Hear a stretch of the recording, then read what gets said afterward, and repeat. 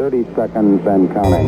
There were plenty of years where there were guys who would dread being drafted by the Buffalo Bills. Not anymore. Astronauts report it feels good. T-minus 25 seconds. Brandon Beane realizes they're in a window of 2 to 3 years max to get this done while the iron's still hot. And getting Von Miller into that situation was big for the Bills. 10, 9. Oh, baby. Ignition sequence start. 6, 5, 4, 3, 2, 1, 0.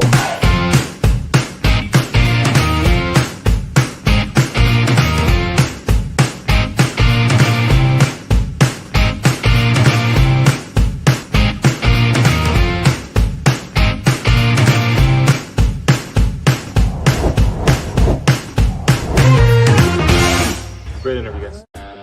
What is up, Buffalo Fanatics? C-Bot here with you, live on the Buffalo Fanatics YouTube channel, the Monday night after Super Bowl 59. And that, of course, can only mean one thing.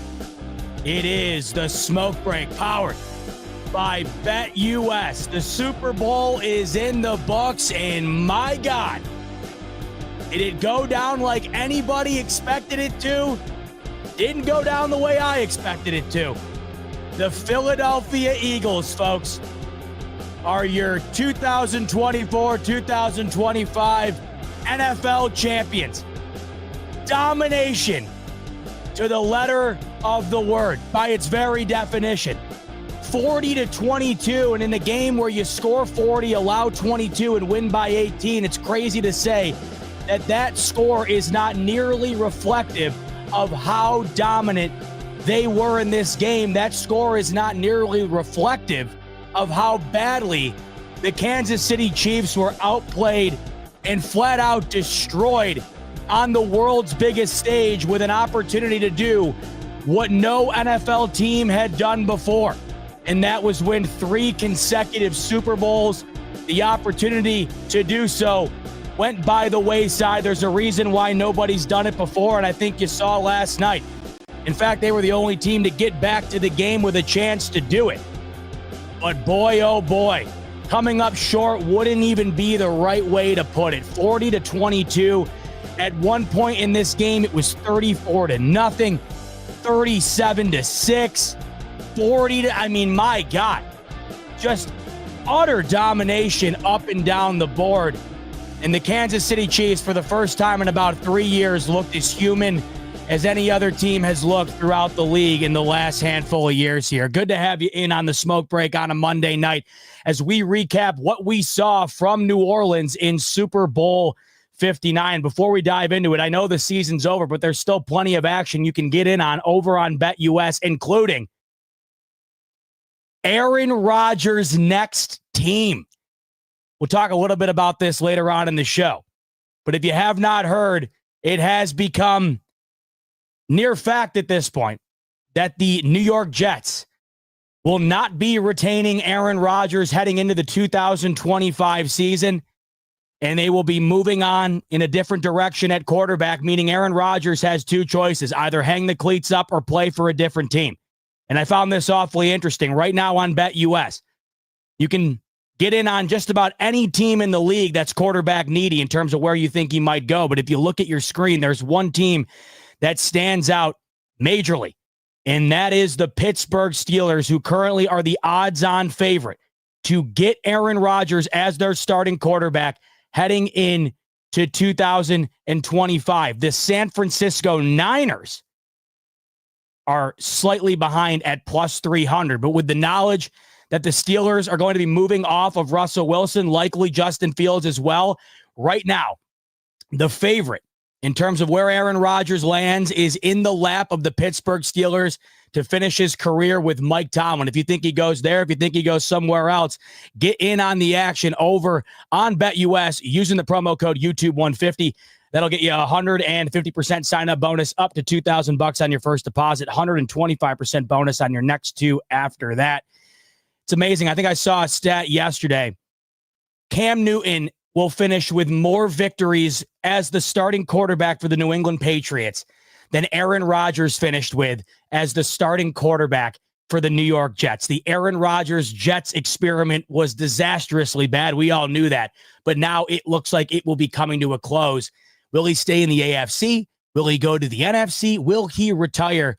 One more storyline to add to your list as we head into the 2025 offseason. But before we can get fully into the offseason, we got to get into how we got to the offseason, and that's with the Super Bowl. Let me know your thoughts in the comments, what you thought of last night. My goodness, that was about as bad as it could possibly get from top to bottom. In terms of entertainment value, does it get a whole lot worse than what last night was? That was the worst Super Bowl since the last time the Chiefs got blown out against Tampa Bay, Tom Brady and the Bucs, 31-9 a couple of years ago. Worst Super Bowl prior to that, 13-3. Patriots beat the Rams. So this is easily up there with a solid argument to be the worst Super Bowl in the last decade or so. I thought the majority of the entire night was awful outside of watching the Kansas City Chiefs get beat in historic fashion. And I'm not being hyperbolic when I say it. That was a historic beatdown. That was a shellacking unlike Patrick Mahomes and the Kansas City Chiefs have been on the wrong side of, really, since Mahomes has taken over as the quarterback of KC. Outside of watching KC be on the wrong end of a beatdown, what was great about last night, unless you are a diehard Kendrick Lamar fan, which I am not, I don't know. The game was awful. The score bug, and I might be the only person on the planet who cares about stuff like this. I'm into that in a weird way. I always have been. I'm very into the weird semantics surrounding broadcast. I've mentioned on here a million times. I've been infatuated with broadcasting since I was a kid, went to school for it. And it's little things like that I get into maybe more than other people. The score bug that Fox went with on the bottom of your screen to indicate the time remaining in the game, the down and distance, the score, unequivocally the worst I have ever seen maybe in my entire life. I don't know. It was almost like they let somebody win a contest and create it, or they just picked one out of a hat and were forced to go with it. It was terrible. I know 99% of you probably don't care, but that's just another indication as to how awful last night was, right down to the score bug. I saw someone on Twitter, they did this. You could make that score bug on an Excel document. You could go into Excel and make the exact same score bug that Fox made for the game last night. And somebody had said, well, Fox spent $375 million for Tom Brady to be in the broadcast booth. They didn't have much of a budget left for graphics. That was awful. You had two little boxes on each side that indicated the city for the team. The score was just hanging without any background. It was just hanging over the broadcast. I don't know. I hate it. I don't like score bugs that don't have the team logos. I just think it looks empty. It looks boring. It's dry.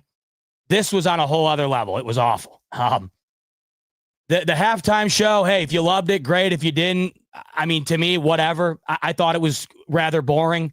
There was really nothing to it other than Kendrick Lamar just running around doing his songs. I mean, I go back to when Katy Perry performed a handful of years ago. She's dropping from the ceiling. You got a bunch of people dressed in shark costumes running around. There's theatrics everywhere.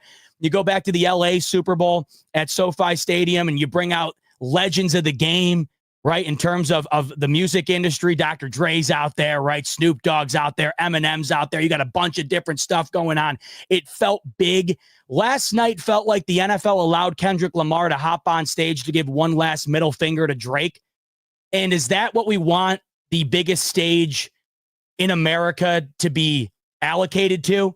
I mean, if you're a diehard rap fan, and I love rap music, don't get me wrong, and a handful of Kendrick Lamar songs I really do like, and he's very, very talented. But it just felt like a very niche halftime show.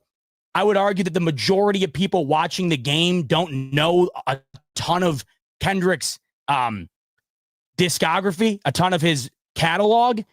And I think you saw that on social media where a lot of people were just like, I don't really know what was going on. I didn't know any of the songs.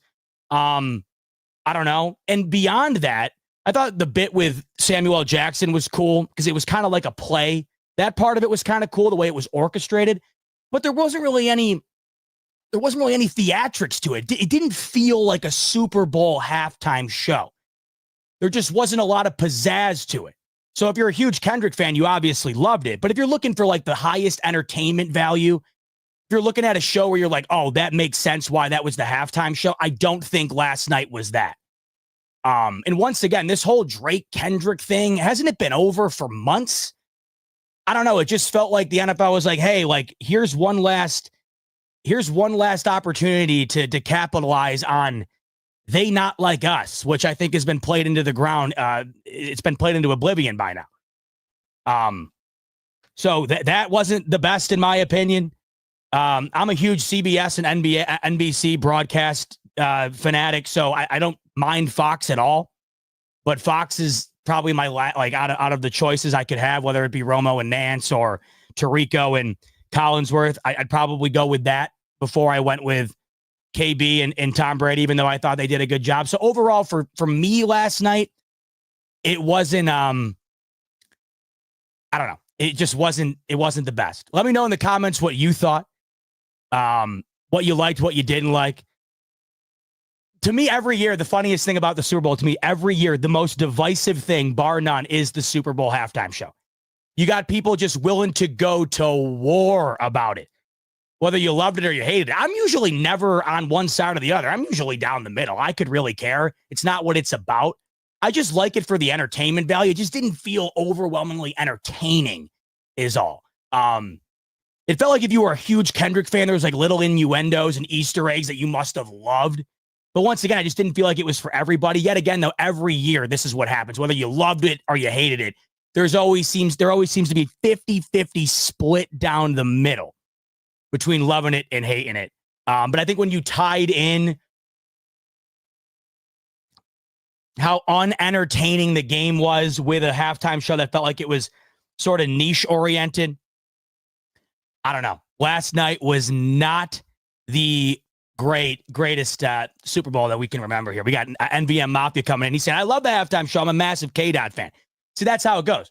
If Dave Matthews took the stage last night, I'd be the one up in the air. I'd be dancing around the living room. Half of America would be like, Dave Matthews hasn't had a hit since 1997. And I would totally understand that, right? So it all comes down to your preference.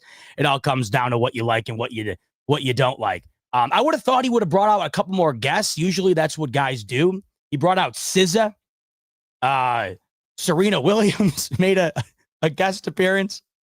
I was always we'll get off the halftime show in a second, but I was really hoping that opportunity in New Orleans felt like a major opportunity.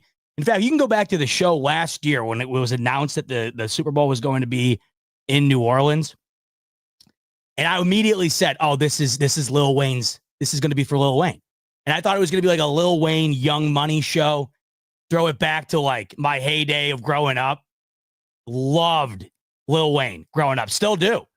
And then you would have brought out the whole Young Money crew because he is a New Orleans native. I thought that's where they were going to go with it. Thought that made sense. Kind of like I said earlier, going back to the LA show where you brought out Dr. Dre and Eminem and Snoop Dogg. I loved that. But hey, it was what it was. Let's talk about the game. And what that was an absolute beatdown of epic proportions. Epic proportions. I'm looking at the chat here. Let's see this. Jermaine saying, just say you don't like rap, bro. See, I hate this. You can't be critical about the halftime show without having you can't be critical without being called a hater of something, right? I like Kendrick Lamar. I love rap.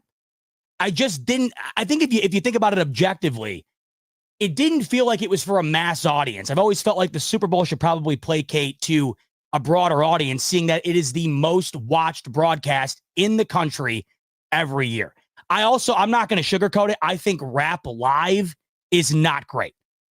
Rap when you're hanging out in the car on a road trip, it doesn't get better.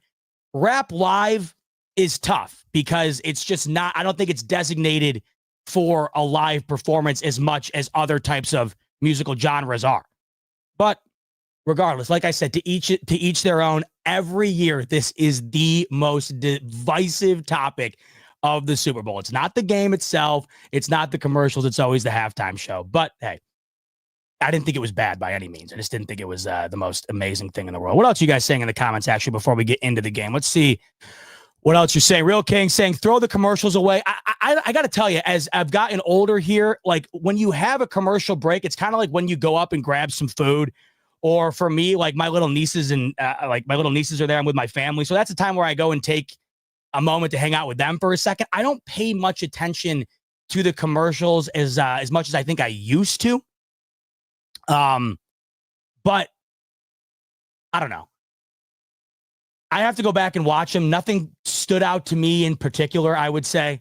Nothing looked great. Nothing looked, I don't know, boring by any means. The fact that it cost $8 million, however, $8 million for a 30-second advertisement during the commercial. You probably saw the graphic that they flashed up last night where back in the first Super Bowl, I think it cost $13,000 to advertise during the Super Bowl. Now it costs $8 million.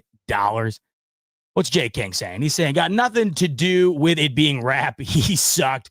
Couldn't understand an effing word. I heard that a lot too. I don't know. I knew at least half the songs, so maybe that's why it wasn't as big of a problem to me. Once again, I just didn't think it was overly entertaining. It was like the same location the entire time. And I go back to like when The Weeknd performed and he's running around. Remember, he's running around this like maze. He's going into, he ran through like a maze that was made out of mirrors.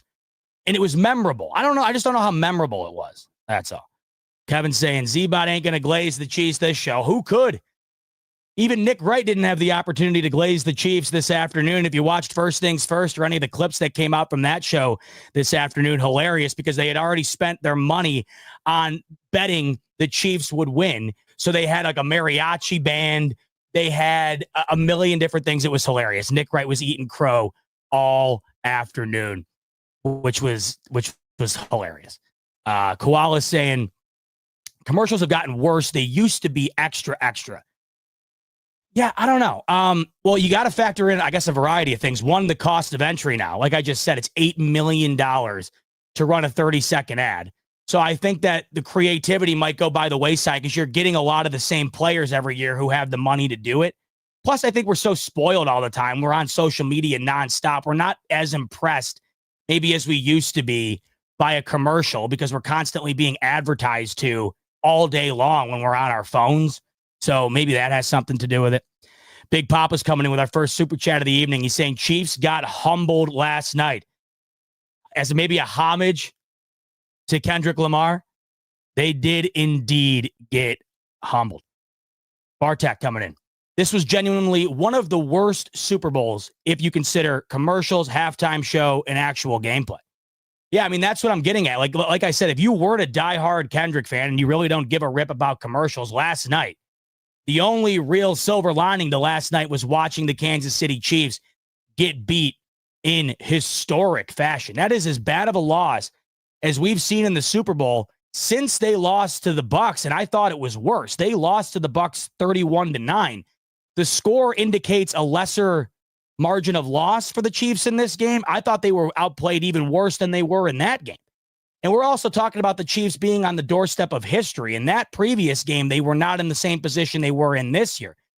That's why it makes it so much worse. The Chiefs had lost one legitimate game since Christmas Day 2023, and that, of course, was to our Buffalo Bills in Week 11 of 2024. The fact that a team of that caliber lost the way that they did last night was unfathomable. I mean, I had said ever since we knew this was going to be the matchup, the Eagles, without question to me, roster-wise, on paper-wise, I don't really know where the argument could come from that they weren't the superior team. But as we've seen from Kansas City, being the superior team and going up against Kansas City doesn't mean squat. It doesn't mean anything. I thought the Niners were a superior team last year. That didn't mean anything. I thought the Eagles were just as good, if not better than them 2 years ago. That didn't mean anything. You could argue the Niners a handful of years ago were just as good. I think the Chiefs, that was probably their best version, especially offensively. But last night, the Eagles were definitely the better team going into it. However, the Chiefs were still favored to win it. And you understood why. 17 consecutive victories in one-score games. A 15-win season with one legitimate loss in the regular season. Like I mentioned, that only loss had come since Christmas Day of 2023. It had been 1,100 days consecutively. More than 1,100 days consecutively since the Kansas City Chiefs had lost a playoff game. So the idea of them losing last night was hard to imagine, but you understood if they did lose, why they probably lost, and that's because Philly was the best team in the NFL roster-wise. I don't think anybody, unless you are just a maybe bordering delusional Eagles fan who said, oh, no, this is in the bag. We're winning by 100. I don't know how you could have predicted last night, especially the way it went down, because it goes without saying. Patrick Mahomes had one of the poor performances in a Super Bowl that a quarterback has had in a while here. And when you factor in who he is, it's not like if Nick Foles had went out in the Super Bowl against the Eagles and not, or against the Patriots, and not had played the way that he did, say he played horrendous, say he played like Mahomes did last night, nobody would be sitting back and being like, oh, well, we'll be remembering that awful performance from Nick Foles forever. It would probably be forgotten because it was a backup quarterback and the Patriots were supposed to win that game anyways by a sizable margin, right? Brock Purdy didn't play great last year. You go back throughout history and there's quarterbacks that are in this game that might not necessarily be the guy you pick in the beginning of the year to be playing quarterback in the biggest game of the season. Mahomes is the guy you pick to be playing in this game in the beginning of the season every season. And he was just as much of a part of that loss last night as anybody. You could argue maybe a bit more than anybody else on the team. It had a lot to do with how bad his offensive line play. There was absolutely no life from that Kansas City Chiefs offense, but that includes Mahomes. Typically when the Chiefs aren't playing their best, Mahomes steps up in the biggest moments. He didn't step up at all last night. And it's crazy. Like, even when they were down 24-0 at half, you could still, $100 bet on the Chiefs down 24-0 at half would have only won you $1,000. And that might seem like a lot, but just to put it into perspective for you, I'll just give you an example. If this game was like week 10 and it was Eagles-Panthers and the Eagles were up 24-0 at half against the Panthers, $100 bet on the Panthers would probably win you $5,000. So there was still plenty of people out there that were thinking we were going to see Patriots-Falcons 2.0 last night. And it didn't even get close. There wasn't even a moment where you thought, all right, hey, maybe we got something here. No. That was as dominant a performance when you're considering from beginning to end, the totality of the football game, as dominant of a performance we've seen from start to finish by any team in the last however many years here. I mean, maybe ever when it comes to the Super Bowl. It was lights out. And as good as Philly was all year, I don't think they were that good at any point this year. I mean, that was as good as anybody has played all year long. All year long. TZ's coming in. Ooh, DMB, that would be good. TZ's talking my language. My kids like Kendrick Lamar. I liked it, but I'm older. I listened to 70s and 80s and John Mayer. Yeah, so do I, TZ.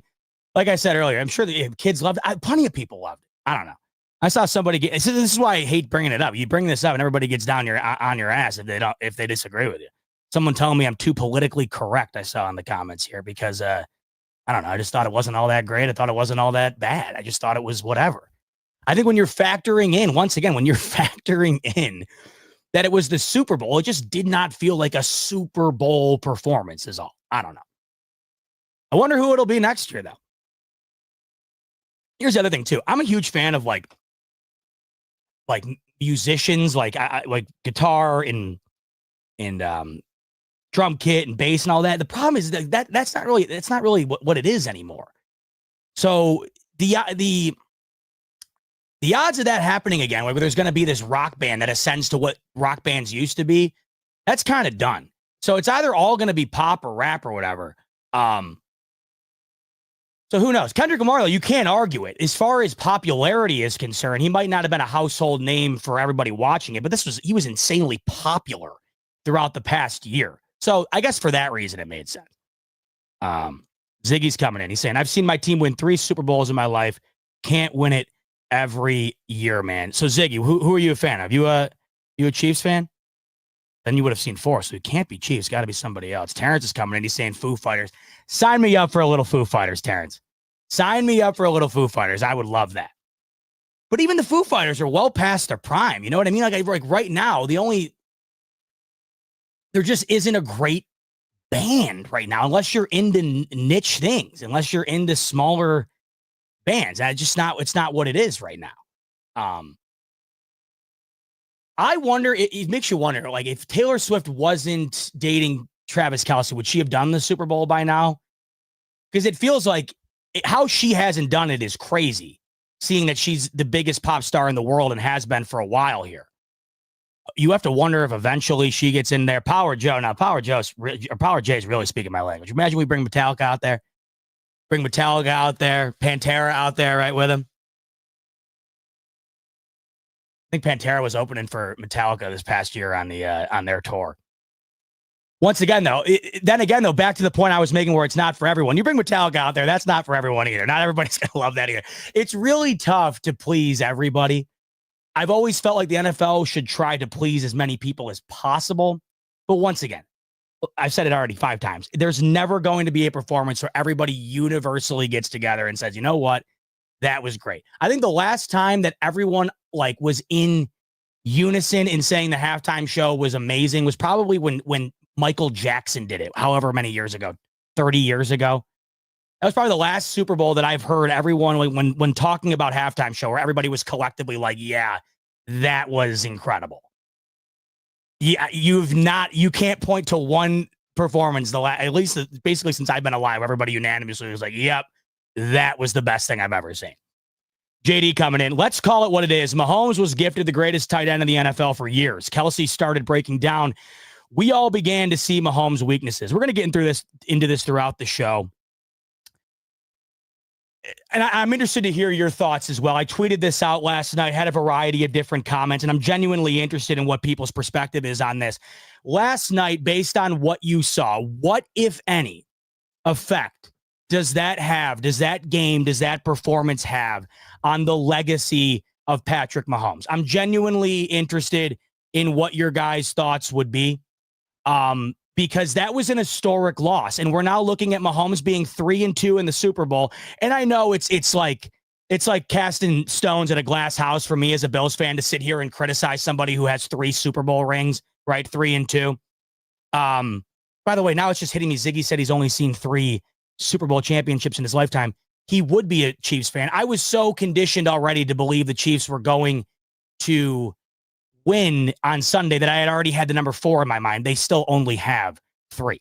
But we are now looking at Mahomes, despite being 3-2, the 2 losses that he has in the Super Bowl are 2 of the worst lopsided losses really in all of Super Bowl history, at least in the last 30 years here or so. I mean, they've really been on the wrong side in the worst way possible. And of course, now the comparison has been and will continue to be Mahomes to Brady.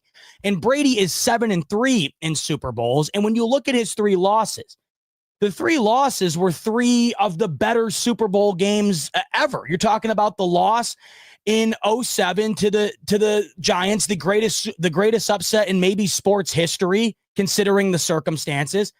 And I know that there's plenty of argument that losing as a 17-point favorite or whatever is far worse than losing to maybe the best team in the NFL, the way that the Chiefs lost last night. And I get that. But in terms of an entertainment value, in terms of the memorability of it, the 2007 Giants-Patriots game, infinitely better. Then you go to 2011, the next time that Tom Brady would lose in the Super Bowl to the same Giants, great game, right down to the wire. And then, as I mentioned earlier, the Nick Foles iteration of the Eagles-Patriots matchup in the Super Bowl, the last time the Eagles had won a Super Bowl, the only other time they had won a Super Bowl prior to last night. That game was great. We got one of the most iconic plays in the history of the NFL. It came right down to the wire, and you watched a backup quarterback that no one thought had a prayer in that game beat Tom Brady on the world's biggest stage. Those are Tom Brady's 3 Super Bowl losses. Now Mahomes has 2, which is only 1 less than Brady had in his whole career, and he has lost 31-9 and 40-22 with very mediocre to flat-out poor performances in both. And when we're talking about the comparison from Brady to Mahomes, which this is the conversation that's going to be had till the end of time. I mean, it's not going anywhere, so get used to it. LeBron's been in this league. LeBron's 40 years old now. He's been in this league since he was fresh out of high school. So what? That's 20 That's 22 years now. LeBron's been in the NBA. We have been having the LeBron, Michael Jordan conversation for nearly my entire life. I'll be 28 in a little over a month. LeBron's been in the league for 22 years. That's how long that debate's been going. This debate will last just as long until somebody else comes along and prominently puts themselves in the discussion. So this is why we're bringing this up. And obviously, as of right now, and this is what I think the biggest takeaway from last night would be in terms of this discussion, it's not close. And I think oftentimes we cannot wait to crown the next person in line, even though the next person in line here happened to be in line while the former person was continuing to dominate. The media would love to pass the baton from Brady to somebody else. And you saw last night that it just can't be done for some time here. As it stands right now, here are the current statistics for those two aforementioned quarterbacks in Tom Brady and Patrick Mahomes. Here are the two stat lines for both of them throughout their careers in the Super Bowl. This is in totality, by the way. So Brady's played in 10. Mahomes has played in 5. Mahomes already has more interceptions thrown through 5 Super Bowl appearances than Brady ever threw 10. Tom Brady finished his career in the Super Bowl with 21 touchdowns thrown and 6 interceptions thrown. Patrick Mahomes, 8 touchdowns thrown, 7 interceptions thrown through 5. So when you factor that in with the idea that Mahomes lost to Brady in the AFC Championship and lost to Brady in the Super Bowl while he was with the Bucs, the conversation needs to be put on hold for a minute here. But this is where I go back to. The last time we were having this exact same conversation in regard to Mahomes and what's next in terms of, wow, that was really bad. Can he overcome it? Well, we only have to go back to the last time he lost and what's happened ever since then. This is why you got to be really careful here. I mean, we can be as critical as we want here, and last night deserves a ton of criticism. That was a poor performance by any metric. I am still just beyond blown away that Andy Reid was that outcoached by what I find to be an inferior head coach on the other sideline. I was just blown away by the idea that Mahomes, the caliber that he plays in, especially in these big games, in these big moments, that he played as poorly as he did. I was blown away with the inability for the offensive line to land a block, and I was blown away by the Eagles' offensive ability to put points on the board without Saquon Barkley really popping off at any point in the game. I mean, you could argue Jalen Hurts was the more effective runner for the Eagles in that game last night than Saquon was. And they put up 40 points, and if they wanted to, they could have cracked 50 probably. They took their foot off the gas with pretty much the entire fourth quarter remaining. But I'm wondering, and I'm interested, and we'll look throughout the chat here, but let me know your thoughts on what effect last night has on Mahomes' legacy, if anything. And the argument could certainly be made that it doesn't have any effect at all. The guy just got the Chiefs back to the Super Bowl for the 3rd consecutive time with an opportunity to win 3 in a row, and nobody had ever done that. So the fact that they even did it in the first place is certainly an unbelievable achievement. But of course, now nobody cares about that. As you know, this league is a what have you done for me lately? Next at bat league. And the last at bat we see from Mahomes on the world's biggest stage was a big swing and a miss, a strikeout. But the fact that they got there in the first place, you have to weigh that into how much you think that affects the legacy moving forward here. You also have to factor in the last time he lost this badly was in this same game, and he would go on to win 2 more and was on the doorstep of winning a 3rd additional last night. But this game was over from the jump. Really, the Eagles would have scored on the first drive if not for the offensive pass interference called on A.J. Brown. The Eagles were moving the ball down the field. They went forward on 4th down. It looked like they got it, a sizable gain down the field, a beautiful teardrop to A.J. Brown going down the sideline.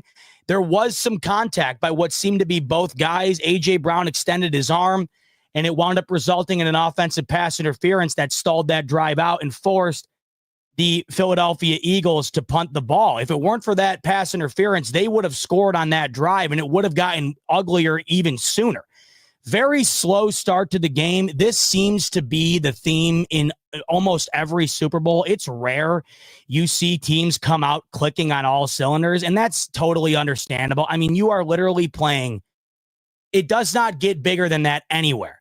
It just doesn't. And no matter how many times you've been there, no matter how poised you are as a player, no matter how prepared you are as a team, you can never be fully prepared for what that moment really is. And I think you see that almost every year, where it just takes these teams some time throughout the game to fully get their foot planted onto the gas. And I think you saw that last night. But once Philly found the gas pedal, they never let off of it. And Kansas City never, ever, ever found the gas pedal. And it was domination in pretty much every phase of the game. And when you factor in the way that the Eagles were able to do it, I mean, they did not do particularly well on third down, had the same conversion rate as the Chiefs did, only converting 3. They never got a fourth down conversion. It was just the ability to get prime field position all game long, and their defense just completely eradicating any impact that Kansas City could have on that game. You combine those two factors plus a pick 6 to add more points to the scoreboard, and that's how you reach 40. But when you hit 40 points, typically you think the offense goes nuclear. And I mean, Philly had a decent day offensively, but there was nothing about that offensive performance last night from Philadelphia where you were like, man, look out. The Philadelphia Eagles on defense last night were about 75 to 80% of the reason they won that football game the way that they did. And all the Philadelphia Eagles offense had to do was just take advantage of it. And outside of an early Jalen Hurts pick, they did exactly that. They capitalized when Philly's D set the ball up on the tee for them. Not only do you get the pick 6, but you immediately get a pick on the very next throw by Mahomes. You're already within your own 15, and you capitalize. And we will, of course, talk about how this reflects onto our Buffalo Bills as we get in through the show here. So settle in. We're only about a half hour in. We got plenty of time to go, and we'll talk about all of it. But that right there, of course, is the main topic that we're going to discuss in terms of what we learned about our Buffalo Bills based on this game last night. Let me put the fan on real quick. 1 sec.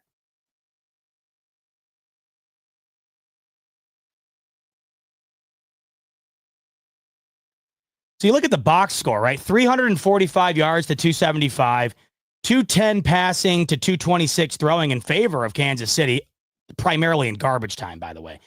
Rushing yards, 135 to Kansas City had 49 rushing yards, 49 rushing yards.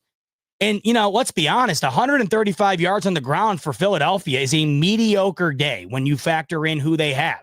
The offensive player of the year at running back and, you know, a very mobile quarterback with a high success rate on either scrambles or, of course, design runs. We saw that last night.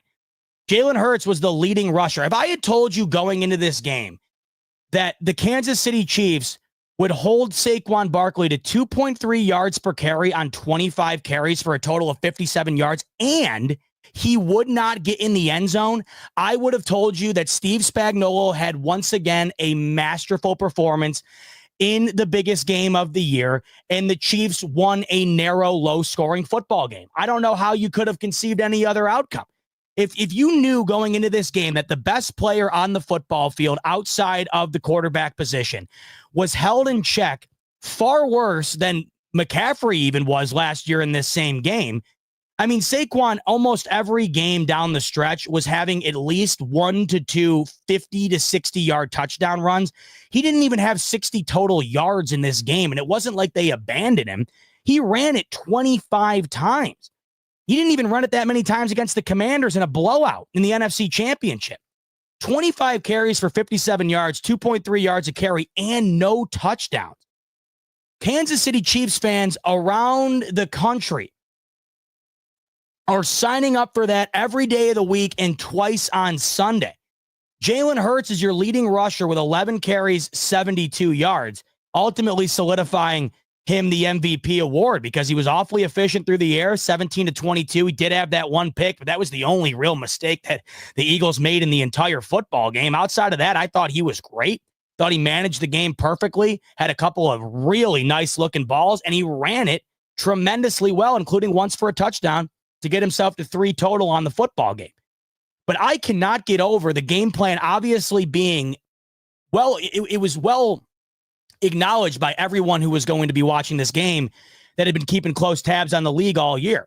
We had talked about it even prior to the game. What's the game plan for Kansas City going into the Super Bowl in order to win the football game? If they execute it, they'll win. What in your opinion would that be? And the answer, low hanging, fruit on the tree, but the easiest and I think most logical answer, despite it being the easiest, shut down Saquon Barkley. I mean, we had saw the stats. Jalen Hurts, one of the worst quarterbacks in the league when pressured. The worst quarterback on the football field last night, unquestionably, was Patrick Mahomes. And when it came to the worst quarterback when facing pressure, it wasn't even a debate. Career high in sacks with 6.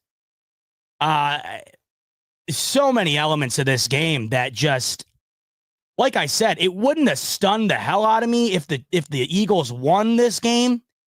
The way that they won was, I just don't know how you couldn't be at least a little shocked by it. I mean, like I said, if you're a bordering delusional Eagles fan, and we all have those, and it's a great way to be, especially when it turns out in your favor. But unless you are a massive Eagles fan who just had this notion concocted out of nowhere that the Eagles were going to do what they did last night, I don't know how you could have anticipated what we saw.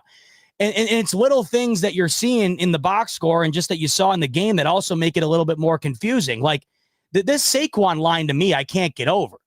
The idea that they scored 40 points and look, they won by 18. That is not a fair way to assess the outcome of this game. It was 34-0 and it was 40-6 before the offense of the Chiefs did anything. It was strictly garbage time yards that made this game look anything close and made their box score look anything respectable.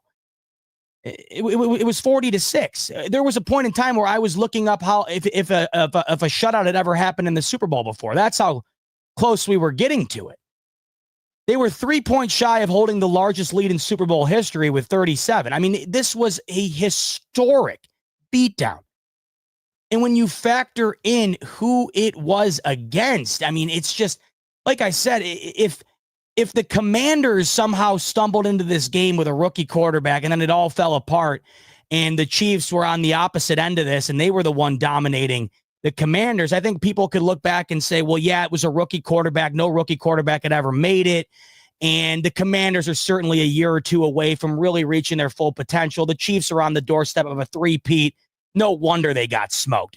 This outcome for this team on this stage with that on the line being the three-peat, man, I'm sorry, but if you saw that coming, then give me tomorrow's winning lottery ticket numbers because I don't know how you could have. 25 carries, 57 yards for Saquon Barkley, 2.3 yards a carry, yet they find a way to score 40 points. You could argue what Steve Spagnuolo wanted to do in this game worked to some degree. There's no way, like I said, that they're not signing up for what Saquon Barkley did on the ground in this game. He was almost a non-factor in terms of the overall outcome. Obviously, they kept going to him to set things up in other areas. But when we think about Saquon Barkley, the offensive player of the year, when we think about the guy that was this close to breaking Eric Dickerson's rushing record, you're not expecting this result based on the performance that he had. And then that's exactly what happened. You know, A.J. Brown, too. Okay, so maybe you're thinking, okay, Saquon Barkley, he's nowhere to be found, but maybe A.J. Brown went nuts. Maybe Devontae Smith went nuts. They both had decent days, right? 69 yards and a touchdown for Devontae Smith, 43 yards and a touchdown for A.J. Brown. They didn't have a 100-yard receiver. And Dallas Goedert had been kind of playing real solid tight end in the postseason here, 2 for 27. Like, this is the crazy thing about this game. Offensively, the Eagles really did not have to do anything crazy to dominate the way that they did. And that's because this win, the bulk share of it, Philadelphia's defense. Jalen Hurts, your winner of MVP last night by default, and that's nothing to take away from him because I thought he had an extraordinary game based on what he had been looking like prior to it. He really wasn't playing up to that level until last night. And the last game that we saw Jalen Hurts play where we thought that was an unarguable top 5 quarterback was the last time he played these Chiefs and Mahomes in the Super Bowl 2 years ago. And good for him. He saved his 2 best performances of his career, arguably, in the 2 Super Bowl performances that he's been in. And I thought he was deserving because it's always going to go to a quarterback if there's not any clear-cut other winner. And when you're 17-22 with 3 total touchdowns and nearly 300 all-purpose yards, yeah, you're a deserving winner. But I think that if there was an opportunity to give that MVP award to a collective effort, it should have been given to Vic Fangio and that defense. You know how when you were a kid playing T-ball and at the end of the year, everybody got a nice little trophy at the end of the year to commemorate the year? They should have given the organization the MVP trophy that says Philadelphia Eagles defense on it. And Vic Fangio and the entire Philly starting defense should have gotten an individual tiny little trophy to commemorate that performance because they were the Super Bowl MVPs. No question about it. The Chiefs had not turned the ball over since playing the Bills in Week 11. I mean, really think about that. The Bills played the Chiefs in Week 11. So that was, what, 12 weeks ago? Nearly like half of a full, or nearly 3/4 of a full season. They had gone without turning the ball over. They turned it over 3 times last night. And it wasn't like it was Jalen Hurts' interception where it had no impact on the game. These turnovers were massive. The 2 interceptions sealed the football game. This game was not out of reach by any means until Mahomes threw those 2 picks. It was 10-0. In all 3 of the Chiefs' Super Bowl victories, they had trailed by at least 10 points in all of them. So when it's 10-0, there's no way you can sit back and say, yeah, they're cooked. But then that's when Mahomes throws the pick 6. They're backed up against their own end zone. Pick 6 to Cooper DeJean on his birthday, no less. Oh, my God. Talk about an unbelievable, iconic, never forget it moment. The very next throw, essentially, for Mahomes, another pick inside of his own 10. And A.J. Brown scores with ease. You go from 10-0 to 24-0 within a blink of an eye before half because of 2 errant throws by Patrick Mahomes. And who's to say what the difference in this game would be if those drives resulted in anything but an interception? Because those 2 picks instantly led to 14 points. And they lost by 18. And I know the majority of their points came in garbage time, so it's hard to say that it would be, it's hard to quantify how different it would be, but it would certainly be noticeably different. It was 10-0. Even if the Chiefs punt on that drive, say they go into halftime down 13-0, 17-0, maybe it's a bit more manageable, but 24-0, plus going out in the opening drive of the third quarter and just completely fizzling out, man, that was as bad of an offensive performance as I had seen by any decent team all year long. Like, not just by the Chiefs or like any playoff game up until this point. Thank you, by the way. Zach of all trades coming in. Thank you. Great point. The Chiefs did have a turnover, of course, in the AFC Championship game against the Bills. My bad for missing that. The fumbled exchange that the Bills recovered on. Yes, you're right. So they hadn't had a turnover prior to post week 11 until that fumble. I guess the overall point would be here that fumble, I guess, it didn't seem like it was a forced error by any means. It was just a botched snap. Like, they had 3 legitimate turnovers in this game. But thanks for pointing that out. I completely forgot about that. Because I guess I forgot about it because the Bills were the only team in the postseason to win the turnover battle and lose the football game. Of course, that would remain true after last night. So I can't believe I forgot that. But the point still remains that the Chiefs were one of the best teams in the league at not turning the football over, and they turned it over 3 times last night. But those 2 interceptions in particular, the strip sack fumble, the game was over by that point, well in hand by that point. That was just an extra cherry on top of the sundae. We might be talking about a slightly different game here. I'm not saying the Chiefs win, but I don't imagine, or it's hard for me not to imagine this game isn't at least competitive, maybe going towards the fourth quarter if it weren't for those 2 picks. You're up 10-0 if you're Philly, and all of a sudden you blink and you more than double your margin of of a lead going into half based on 2 throws by Mahomes. And that's why you're going to look back on this game. It was bad. It was really bad by Pat. I know people are going to go back 10 years from now. They'll look at the stat line and be like, well, he had 257 yards and 3 touchdowns. No. It was 40-6 at one point. Those 2 touchdowns that he had at the end, I mean, they had already dumped the Gatorade on Nick Sirianni by the time the Eagles had scored, or by the time the Chiefs scored their last touchdown. So these stats are irrelevant. The 2 picks were as costly as anything in that football game. And one, of course, immediately leads to a touchdown on the pick 6. That's 17-0. One backed up in your own end zone. That's picked off. They instantly score with A.J. Brown. That's 24-0. Imagine if just one of those drives turned into some sort of points for Kansas City. 3 points, anything. Because it wasn't like Philly's offense, and this kind of goes back to what we were looking at earlier in terms of the Eagles' offensive stat line and it just not being anything crazy. Well, this is why it didn't need to be crazy, and they still scored 40. They had 14 points given to them from Mahomes' arm. One cashed in instantly off the pick, and another cashed in by the offense almost as instantly with an A.J. Brown touchdown. So there's 2 touchdowns, 14 of your 40 points, and all you had to gain offensively was about 15 yards. It's hard to lose football games like that, and it's really hard to win them when you allow other teams to do that.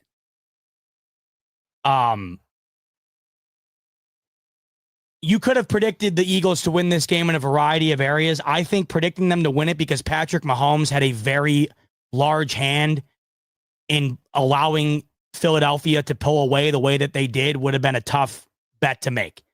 But that's really exactly what happened, and the rest was gravy at that point. They were up 24-0, never looked back, and they essentially, I mean, Kenny Pickett went into this game.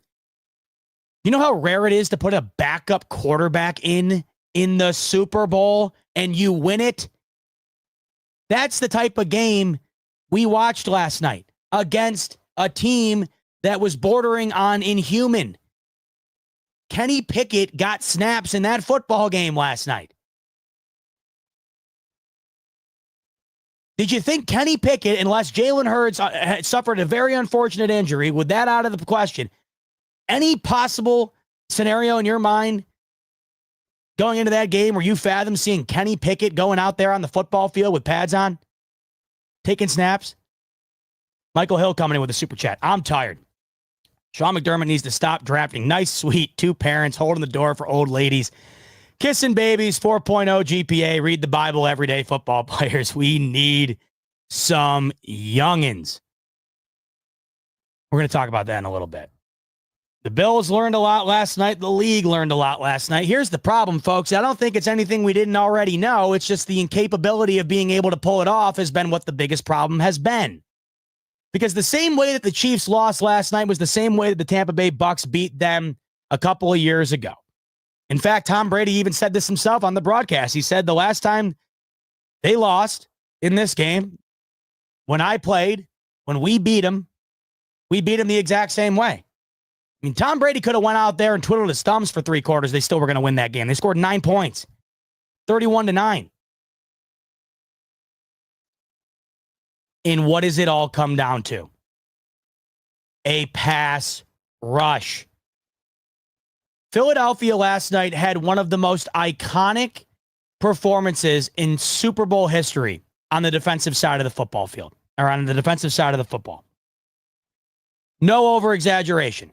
That was one of the best defensive performances in the history of the big game. And it'll probably be on a short list of NFL history when you factor in how they did it.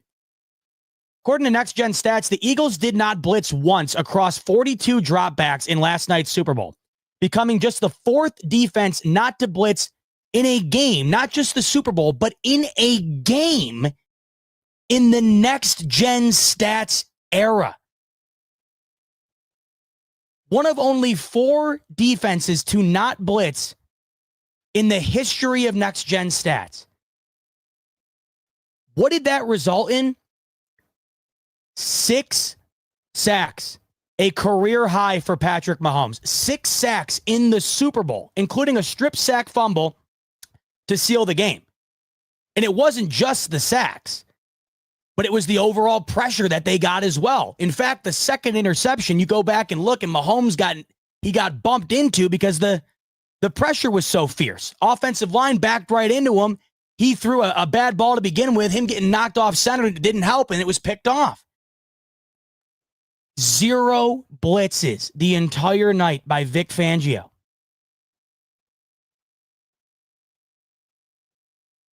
The Eagles, despite not blitzing, generated 16 pressures. 6 of those, like I mentioned, resulting in sacks. That is the most pressures Mahomes has faced, in addition to obviously the most sacks that he's taken in a game. Eagles played zone coverage on all but 2 dropbacks, being in cover 4 on nearly 60% of them. That was the 3rd highest by any defense in the game since 2018. So Vic Fangio, once again, like I had mentioned when it came to the MVP, Vic Fangio with the game plan, the defense with the execution. There's your Super Bowl 59 MVP right there. A collective effort, just executed to perfection. To perfection. When we're talking about EPA, going into the advanced stats, that was Patrick Mahomes' second worst performance based on EPA in his entire career. So if we're basing it on the deeper analytical stats here, that was pretty much the worst performance Patrick Mahomes has ever had in his career. Now, of course, he's set the bar awfully high, so the worst performance for him might not be the worst performance for the majority of other quarterbacks, but by any measure, that was a bad performance last night. By his measure, that was pretty much as bad as it gets. According to the 33rd team, last night, the first half for Patrick Mahomes was his worst in his career based on passer rating, longest completion, first downs through the air, yards per attempt, yards per completion, team offensive success rate, and EPA per dropback. They were also down 34-0 before they scored their first point of the entire game. They scored their second touchdown of the game down 40-6. They scored their third touchdown of the game, and Nick Sirianni was already toweling himself off because he was soaked in Gatorade. Ben Solak tweeted out a chart that shows you the success rate in every single first half he's ever played in. And if you're a Bills fan, it'll make you want to vomit.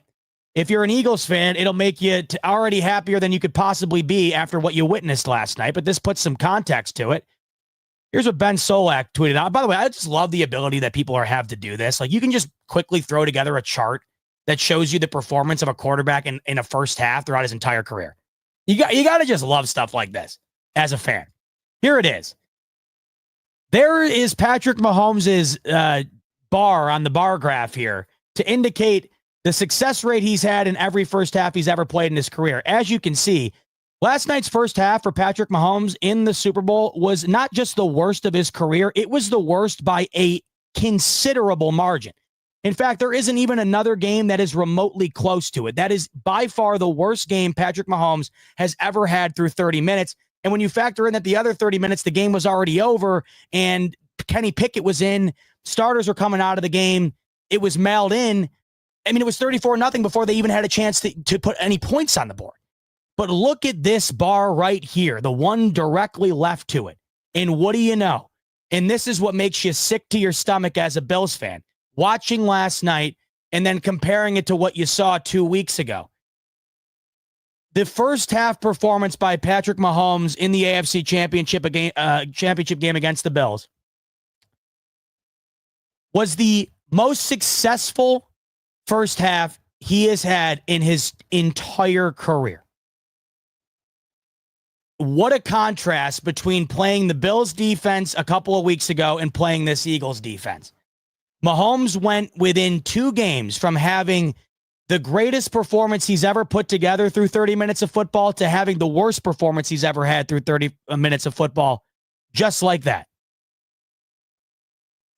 And this is a jarring, eye-popping, jaw-dropping visual if you are a Buffalo Bills fan.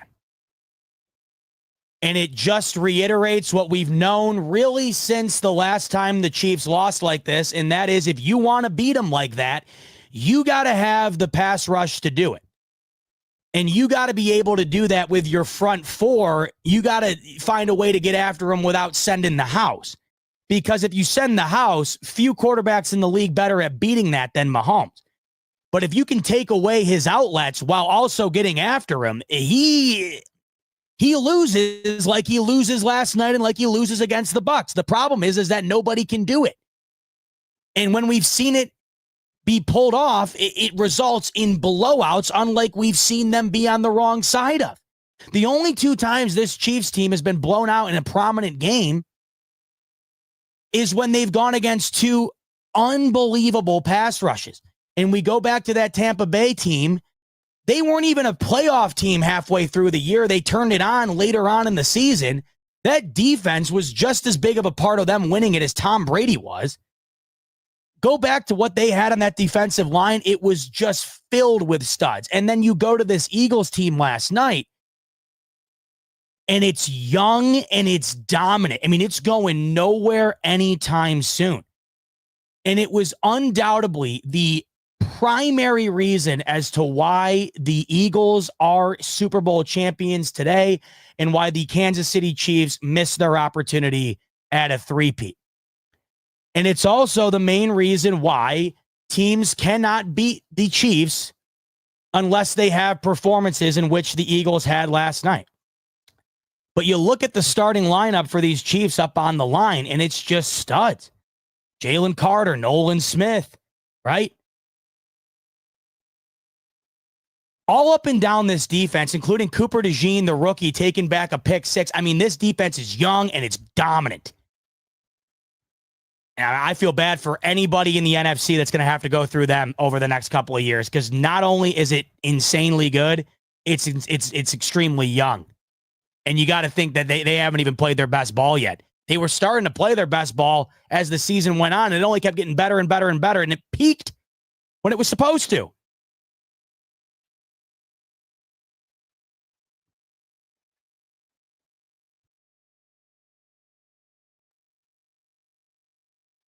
When you factor in the ability for the Eagles to pull off what they did, with the idea in mind that the Chiefs also didn't play well, I think it was a combo of both. I give far more credit to the Eagles' ability to do what they did than I do to this win being based on the Chiefs just not playing well. But the Chiefs certainly did not play well. And then when you add that on top of what the Eagles did, the Chiefs didn't stand a chance. And when's the last time you could say that? Well, it's probably been 3 years. When you just consider all of the things going down last night that you haven't seen in so long. I mean, let's just unfold them here for a second, right? That was their first loss in the playoffs in over 1,100 days. That was their first loss in the Super Bowl, the last two tries, right? So they were on the doorstep of 3. They lose in the Super Bowl. They hadn't lost a legitimate football game with their starters since week 11. And the only loss that they had had since Christmas Day 23 was that week 11 loss to the Bills. They were on a 17-game win streak in one-score games. This one never got close to a one-score game.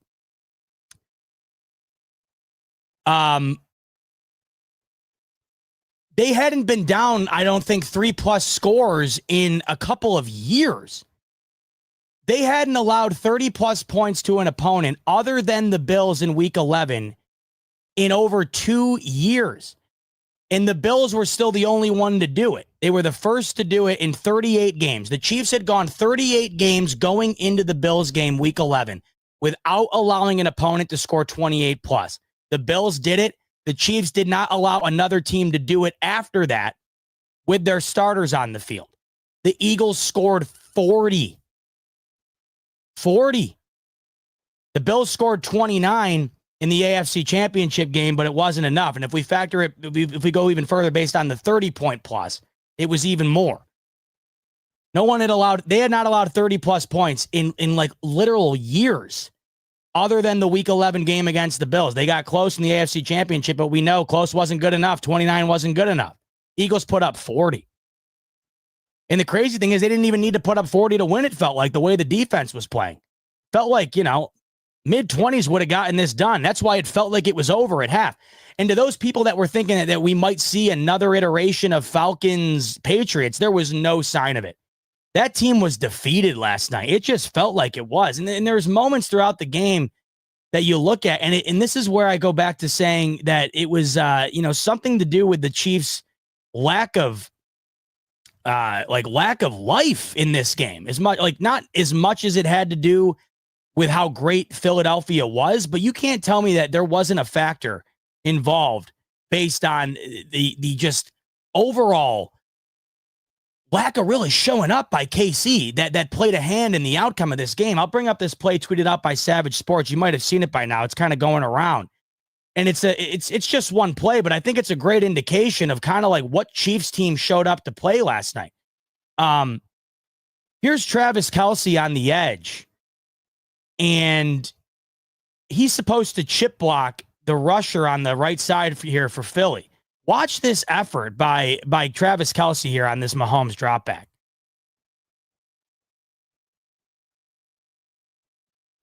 So the ball's snapped. Mahomes has the ball and is about to hand it off, and Kelce isn't even out of his stance yet. Look at this. Look at this. Watch the football. Watch the football be snapped. The ball is snapped. Travis Kelce is in his 3-point stance. Koala's asking for full screen. My computer will not let me do full screen for some reason. Rico's does and mine doesn't. That's why he clowns on me for having an Apple computer all the time. Apple's superior in like every way, but apparently putting a full screen video on StreamYard. I don't know why. Anyway, not even out of his stance. And by the time he gets up, I mean, that's just never going to work. And then look at, boom. I mean, by the time Mahomes gets out of the read, by the time he executes the play action, I mean, good night. The fact he was even able to buy as much time as he did is pretty impressive, but it results in a sack. And that's just one play, but throughout the night, like that was what it was. So you have a dash of a lack of effort. You have a dash of domination by the Philly defense, and you wind up baking a cake that results in just a waxing of the Chiefs in a way that we didn't know was possible, basically based on what we've seen the last 3 years from these guys. Oh, Koala's asking about OBS. So I know how to use OBS, and I've used it plenty of times. In fact, for work, I used to do live streams for companies, and we would use OBS. It's not that I don't know how to use it, nor do I want to use it. It's just StreamYard is so easily integrated into YouTube. So it's so easy to use, like just to hop on here and go. Like when you guys send in chats and stuff, it all populates perfectly. It's all there. It's definitely something we've talked about and something we want to look into maybe going into next year to add some more spunk, I think, to the streams, because you can just do way more with OBS. But hopping on here and just doing a show with StreamYard, it's perfect. So I know that play is kind of a standalone example, but an example nonetheless of a team that you would expect to be as prepared as anybody ever has been. Look, you don't get to where the Chiefs were last night without being as prepared as anybody ever has been in the history of the sport. And I'm not trying to sit here and say that they weren't what they've been up until this point. We can't use one game to kind of knock down the Jenga tower that they've built up until this point. But man, a couple of pieces were certainly, a significant amount of pieces, I would say, were certainly taken off of that Jenga tower last night. And it's just awfully interesting. And it kind of, it makes sense to some degree when you realize how the Chiefs have been winning, and then what it looks like when you go up against a team that's not going to allow you to be involved in a one-score game. The reason the Chiefs have won 17 consecutive one-score games is because there's nobody better in the league at executing either in the 2-minute drill or down in the fourth quarter, or just based on game efficiency. Like, they rarely ever turn the football over. They rarely ever allow you to score in the high 20s. We know it's nearly impossible to get to 30. We know that Mahomes in the final minutes, based on the numbers, has been one of the best quarterbacks, if not the best in NFL history in terms of turning those moments into victories. We also just know that oftentimes in big moments with the game on the line within one score, that other teams implode. They just do. Or they just don't execute. Whether it's implosion or just a complete lack of execution, either way, it results in the same. I don't think the Bills imploded with 3.5 left against the Chiefs in the AFC Championship game, but they didn't execute. They did implode in the 13-second game defensively. They had their opportunity in the divisional round last year to either tie or win it. They missed the field goal. And those are just examples from our own perspective as Bills fans. I mean, think about all the other examples. Go back to the Black Friday game, Raiders-Chiefs. And the Raiders are running a third down play with no timeouts when they're already in field goal range. And they fumble the snap. They would have won it. They just gone out and kicked the field goal. Go back to the Broncos game. The blocked field goal. Go to the divisional game this year. The Texans are going up and down the field on them. Sack after sack, missed field goal after missed field goal. Couldn't execute when they got over the 50-yard line. Ravens game week 1. Mark Andrews toe, big toe on the sideline. Or was it Isaiah Likely? One of the two. I don't know. Either way, one of the tight ends, big toes, hits the out of bounds line. Chiefs win. They're so good in those moments. In order to beat them, you can't allow the game to get down to those moments. Look at the last few losses of note this team has had, right? The Bills beat them in week 11. They won by 9. 30-21. They had to do what most teams are incapable of doing against this team in order to beat them, and that's score 30, win by more than one score.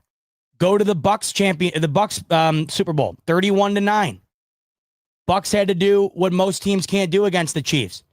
Shut them down offensively, score 30 plus, get after Mahomes. Go back to last night. The Eagles had to do what really no team's done all year. And that's completely wreak havoc on Mahomes through your defensive line, light up the scoreboard, and just completely shut down any offensive capability this team may have. This is why it's so rare for them to lose, because usually in any other situation, they win the game. If it's a tight game, they win. The only tight game they've really ever lost that means anything is based on a last-second field goal to the Cincinnati Bengals and in overtime against the New England Patriots in Tom Brady's final Super Bowl run with the Pats. They don't lose those games typically. And throughout the maturation process of the Mahomes-Reed era, they don't lose them at all. This is how you have to beat them. I want to touch more on the question I posed a little bit earlier in terms of Mahomes' legacy here. This is an interesting debate to me. It really is. And once again, I'll preface, and who did I see here come in here? Cliff came in. Hey, by the way, Cliff. So for those who don't know, for those who didn't tune in with Rico and I Friday night, Cliff went to the game Friday night. Cliff, sorry for your loss, brother. I hope the juice was worth the squeeze outside of the loss. I hope you had an incredible time. I know you had said it was a lifelong dream of yours to go. And I can only hope one day I get to do the same. Envious of you in that department, of course. So I hope you had a good time. And I mean, shit, I'm sorry it went the way it did for you, having to go to that one out of the ones that were prior to it. I'm sure you'll get another chance at some point. But I bring this up because I'm posing this to everybody in the chat, including Cliff, including all the Chiefs fans in here, everyone in here. Last night, and I would be interested to hear what the Chiefs fan perspective would be on this. Ziggy's coming in here. He's saying Mahomes' legacy is top 5 already. He ain't done yet. He's only 29, man. Locked in. There's no question about it. There's no question about it. This is where I think this debate is interesting because when we talk about the legacy being we're not talking about his legacy being affected to the point where he's not going to be considered an all-time great. I think we're past that point. Mahomes, Mahomes, doesn't it feel like he could hang it up and he will always be considered a top 10 quarterback? No doubt in my mind. No one's done what this guy's done. And like I had mentioned, the fact that they even got there last night was an accomplishment that no other team had done in their own right ever. But I am interested in the argument based on what effect this has in terms of the next echelon, so to speak. Because really now it all comes down to, I guess, Brady and Mahomes. And when you do factor in Mahomes losing to Brady twice in the playoffs / Super Bowl, and that Brady has 7, and that Brady never lost like this in the bowl, you factor in Mahomes has lost twice like this now in the Super Bowl. He's got 7 total interceptions in the Super Bowl, a pick 6 last night that was really costly, then another one to really put the dagger in. I'm just interested. I've always also wondered what it would ever take for Mahomes to, like, for I think people forget, for the longest time, Brady wasn't the GOAT. It was still Montana. And then all of a sudden it wasn't. And it's hard to quantify when exactly that was, but it was always a debate. And then all of a sudden it just wasn't even a debate at all. I mean, there wasn't even an argument to be had. It was Brady unequivocally, no questions asked, right? I've always wondered, like, what would Mahomes have to do in order for us to do that with him? Because this certainly will live on. It will live on, Brady being the GOAT, until someone surpasses the 7 total rings, I would imagine. I did feel, however, that if Mahomes was able to win that football game last night, the huge added benefit to his legacy when comparing it to Brady's would be that he had done something that not only Brady hadn't done, but that no quarterback or team had ever done in the history of the game. And it feels like he would have to do something like that in order to surpass Brady because of the fact that he lost twice to him in the championship game and in the Super Bowl. Feels like you would need a differentiating factor, whether that be Mahomes winning 8 or him doing something like he could have done last night and then winning 6 or 7.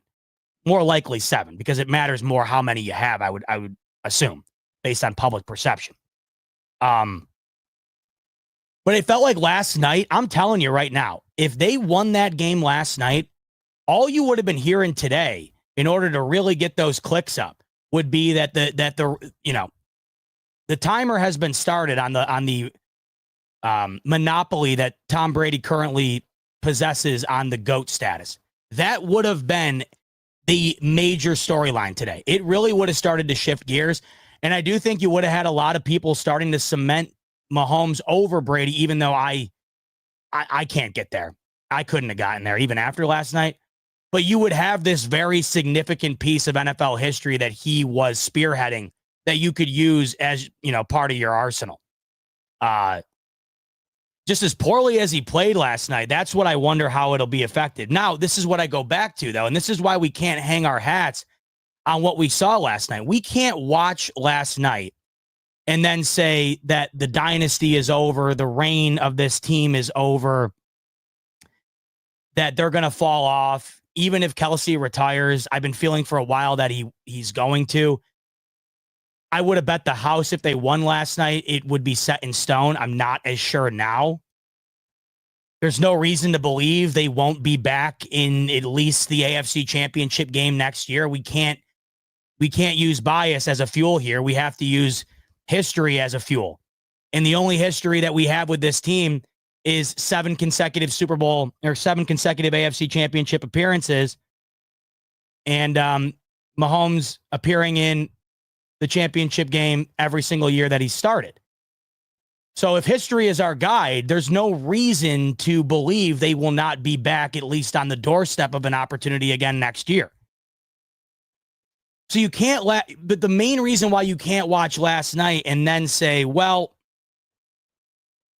I think that this was a huge turning point for this organization. They lost almost as badly against Tampa Bay in their second Super Bowl appearance, and they immediately lost Tyreek Hill. And then people were naturally thinking, okay, you lose maybe your best offensive piece. You got waxed in the Super Bowl. I don't know. Have we already seen the best of this team? And they would go on to win 2 more and then be in position to win a third consecutively last night. So in my opinion, I personally cannot rest on the laurels of last night and thinking that the baton has been moved to somebody else in this conference. But what I can say is that the blueprint has been laid out in terms of how to beat these guys. The only problem is only the best architects in the game are able to utilize that blueprint in order to build what is necessary in order to execute the overall plan. The game plan in reality, folks, has been laid out for quite some time. I mean, why do you think Von Miller is on this Bills team in the first place? Think about it. Why is Von Miller on this Bills team in the first place? Well, because the last time the Bills were in the AFC Championship prior to this year, they got manhandled by the Chiefs, and the Chiefs would go on to play the Tampa Bay Bucs in the Super Bowl and lose 31-9. And that was in large part due to the field day that the Tampa Bay Bucs defense had on the defensive front. And think about it. They only had 3 sacks in this game. The Eagles doubled that number last night. But they were getting after Mahomes all game. They scored 9 points. They couldn't do anything. Couldn't do anything. Really, since 2021, the game plan, the blueprint has been laid out on the table. If you can get after Mahomes with your front 4 without having to blitz a whole ton, you can beat this team. The problem is, really, no one's been able to do that. The 2 teams that have not only beat them, they destroyed them. Now, we know throughout time they're beatable in other areas, but it feels like the way to assure your best opportunity to beat them is to do what the Eagles did last night or what the Bucs did in the Super Bowl in 2021. You got to be able to dictate the football game defensively. And as soon as the Bills got waxed like they did in that AFC Championship game, they go out and get Von Miller. And think about what Bean's done up until this point, right? The constant draft capital dedicated to the front line. A.J. Epinesa, Ed Oliver, acquisition of Von Miller, Greg Rousseau. I mean, they've been trying to find an ability to do this and have been unable to do it. Philadelphia puts together an insane draft class last year, paired together with an already incredible roster, and the defense last night, despite the household names and the star power primarily being on the offensive side of the ball, the defense last night was wholeheartedly the main reason why this team is Super Bowl champions.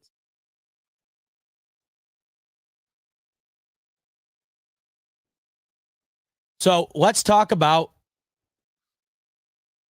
how this correlates to our Buffalo Bills and what we learned as Bills fans last night watching this beatdown of the Kansas City Chiefs.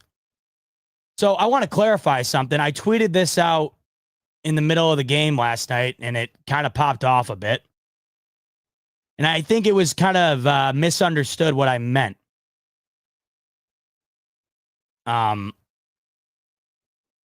So let me pull it up.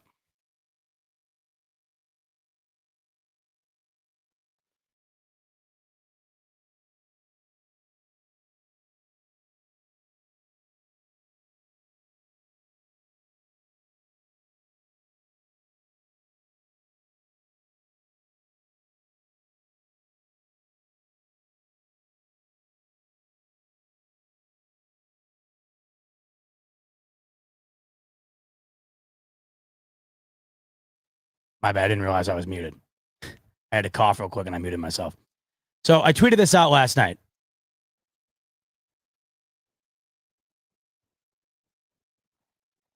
Oh.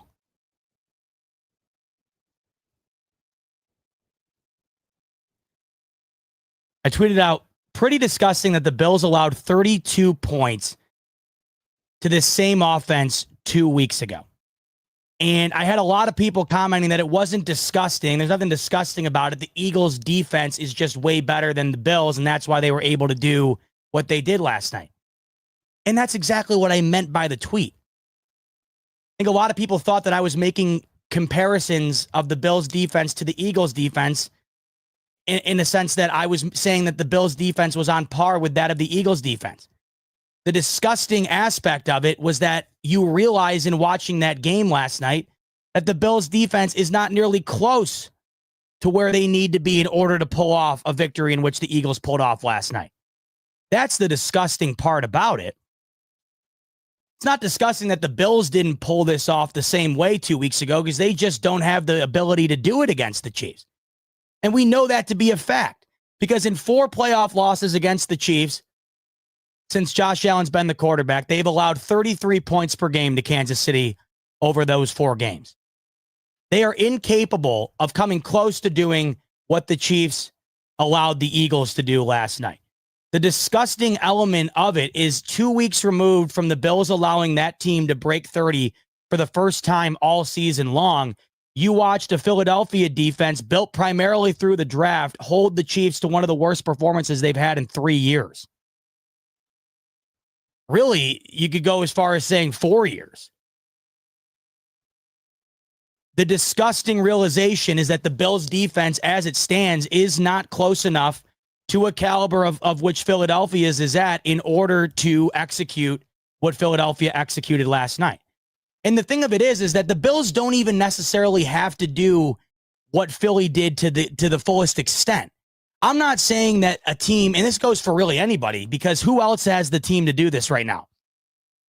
As I mention all the time, the Chiefs aren't just a Bills problem, they're a league problem.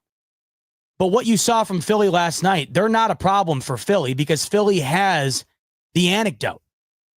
They have the pass rush. That's why they're not a problem for Philadelphia. But nobody else in the league, I don't think, has the capability of doing what the Eagles did last night while also having an offense to be able to execute off of that as well. The Bills really, all you would have to argue, I would think, would be the Bills would have to put together maybe half of what the Eagles did last night in order to have their best chance to finally beat them in the playoffs. I'm not saying they got to sack them 6 times, not blitz once, which was historic. You don't have to have a historic game, but I got to tell you, you have to have an unbelievable game. That just goes without saying. There's a reason why they were in their 3rd consecutive championship, because they don't lose games where the other team performs halfway decent, average, or even a little bit above average. You have to be playing your best game. And when you get into the playoffs, that best game has to be even better than your best game previously. We saw that. The Bills had an extraordinary game against them in Week 11, held them to 21 points, picked off Mahomes twice, scored 30. You know, they got him again in the AFC Championship, scored nearly 30 again, but it was the defense that allowed them to score the most points they had scored all year long. 6 sacks, I don't think is necessary. A pressure rate of historic proportions, I don't think is necessary. 16 pressures, right? All-time high for Mahomes. But you have to get probably around half of that. Because as mentioned earlier, if you are going to dance around a 1-score game with these guys, history will tell you that you are going to lose 99 out of 100 times. 17 consecutive 1-score victories in NFL record. There's no secret to why they do it. When they get in those matchups, when they get in those type of game settings, they're the best team maybe in the history of the sport when it comes to executing and winning those type of games. When they lose because you beat them on all 3 phases and beat them soundly, and that rarely happens. But in order to beat him soundly, you have to be able to get after Patrick Mahomes. And it's rare that teams are able to do it, especially to the degree in which the Eagles did last night. So now we look at the Bills and how they factor in on this.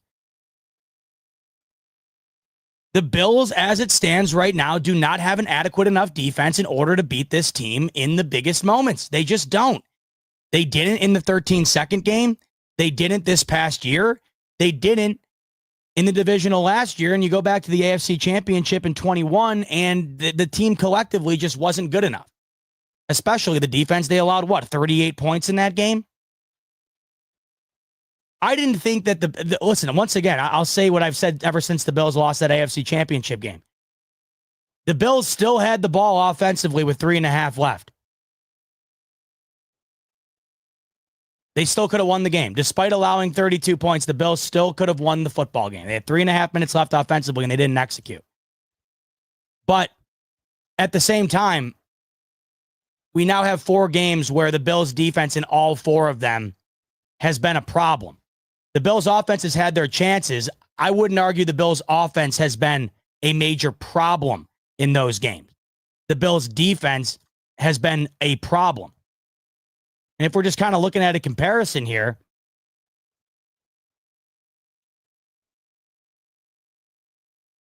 it's not close. You watched the domination of that Philly defense last night, and you compared that to what the Bills were capable of a couple of weeks ago, and it's just not there. So now you're looking, right? We talked about the Bills' offense and how great they've been. And we talk about what they were able to do this past year without a whole lot of household names. And we go into this year and we know that the Bills have to upgrade at the wide receiver position. But I don't think it's going to be anything extravagant or extraordinary, high profile, nor do I think it needs to be, because we saw the Bills have an historic offensive season without the likes of Diggs and Davis, with guys that were new to the team, both rookies and seasoned veterans. And they were putting up nearly 30 points a game, blowing teams out, undefeated at home, and Josh Allen wins the MVP off the back of it. The offense as it stands right now, when you factor in the O-line play, the play of Josh Allen, the ability to run the football, and the collective effort from the weaponry department, they're about as good as it gets offensively. But defensively against the Chiefs, unarguably, that has been the Achilles heel. 33 points allowed in all 4 of those games on average. You just allowed them to score 32 points in the AFC Championship game. They hadn't sniffed 30 all year long. So what gives? What has to happen? Well, this is why when we talk about the potential of Myles Garrett being out there, we talk about the potential of Max Crosby being on the table. This is why I'm willing to be far more aggressive in acquiring one of those guys than maybe other organizations would be. Last night is the ultimate exclamation point on why the Bills might have to give up more to acquire that dude. They also might have to allocate the bulk share of their draft assets towards the defense this upcoming year and maybe the year beyond that. Because it's not just up front. They have to get better in the secondary too. The Eagles are stout in the secondary as well. But it starts up front. In order to allow your secondary to have an even better day than you would if you weren't getting after the quarterback, in order to really set them up for success, rushing 4 is the way to do it. When you can drop back everybody into coverage and still get after Mahomes, yeah, of course your secondary is going to thrive. And when you have an extraordinary secondary to begin with, not even factoring in the pressure, that's a recipe for success. The Bills got to get better, really, up front and all the way in the back end. I like what they got at linebacker, but there's room for improvement everywhere. But the front line is where it all begins, and it's the defense, despite the efforts to try and shore that up since Bean's taken over, they have yet to be able to do it. And you saw again last night that if you are eventually able to do it, then you are giving yourself the best opportunity to finally get over the hump. And when you consider your inability to get over the hump in 4 straight efforts, being correlated back primarily to the incapability of doing what the Bucs could do in the 21 Super Bowl or what the Eagles could do last night. It's just that much more of a reason, that much more of a indicator as to what needs to be done in the offseason here. And that's why if the idea circulating the rumor mill that Myles Garrett won't command 2 firsts, well, maybe the Bills got to give up 2 firsts to jump the next guy in line in the bidding war over Myles Garrett. I mean, that's just where I'm at. I'm at the point now where I've seen enough to know that that's what it's going to take. And you can live with the results. The Von Miller move at the time, it seemed like it might be that, but awful, he gets a season-ending injury. He was already, at the time when they acquired him? 31 years old. I know hindsight's 20/20, but it wouldn't be what getting Garrett would be, and it certainly wouldn't be what getting a 26-year-old Max Crosby would be. And I'm at the point now after watching what last night entailed, I'm at the point now where I'm like, I just don't even care what it takes. I told you who I find to be untouchable. It's Josh Allen and your 2 staples on either side of the center. Josh Allen, Deion Dawkins, and Spencer Brown. After that, I'm listening to just about anything, and that includes draft capital as well, which I think both the Raiders and the Browns value probably more than they would pieces at this point because they're both in full-blown rebuilds and have a long way to go before they're back into prominent contention. Those are teams that got to get young and talented quick, cheaply as well. They don't want to be taking on guys that they have to pay new contracts to while also trying to rebuild. They're looking to completely start over here, and there's no better way to do that than in the draft. And that's why when I'm looking at what the Bills might have to give up for either a Crosby or a Myles Garrett, I mean, really, there's not a whole lot that's too rich for my blood. And there's no way that Brandon Beane's not watching that game and having that be reemphasized to him again. I mean, we know the last time that we saw this on display, I mean, it's kind of funny how similar these situations are. Think about it. 2021, the last time the Bills were in the AFC Championship, they lose to the Chiefs. The Chiefs go to the Super Bowl. They get destroyed primarily because of the defensive effort of their opponent. The Bills go out, acquire Von Miller. 2024, the Bills lose in the AFC Championship to the Chiefs. The Chiefs go on to the Super Bowl. They get destroyed by their opponent primarily because of their defensive effort.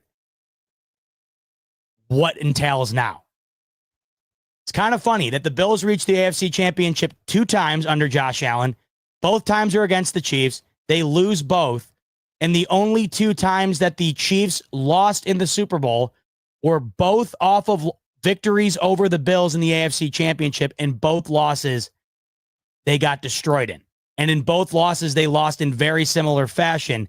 Not only did they get destroyed on the scoreboard, their offensive line got destroyed by the opposing defensive line. And back into that situation, Beane looks at it and says, we were on the doorstep of being in that game ourselves. We weren't because we didn't have what the winner of the Super Bowl had. And you got to think he's sitting there right now thinking the exact same thing he was thinking in 2021.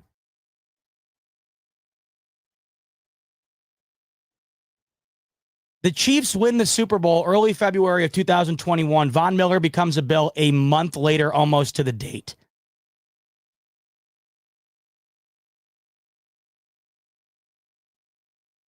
And this was after what? The second time losing to the Chiefs.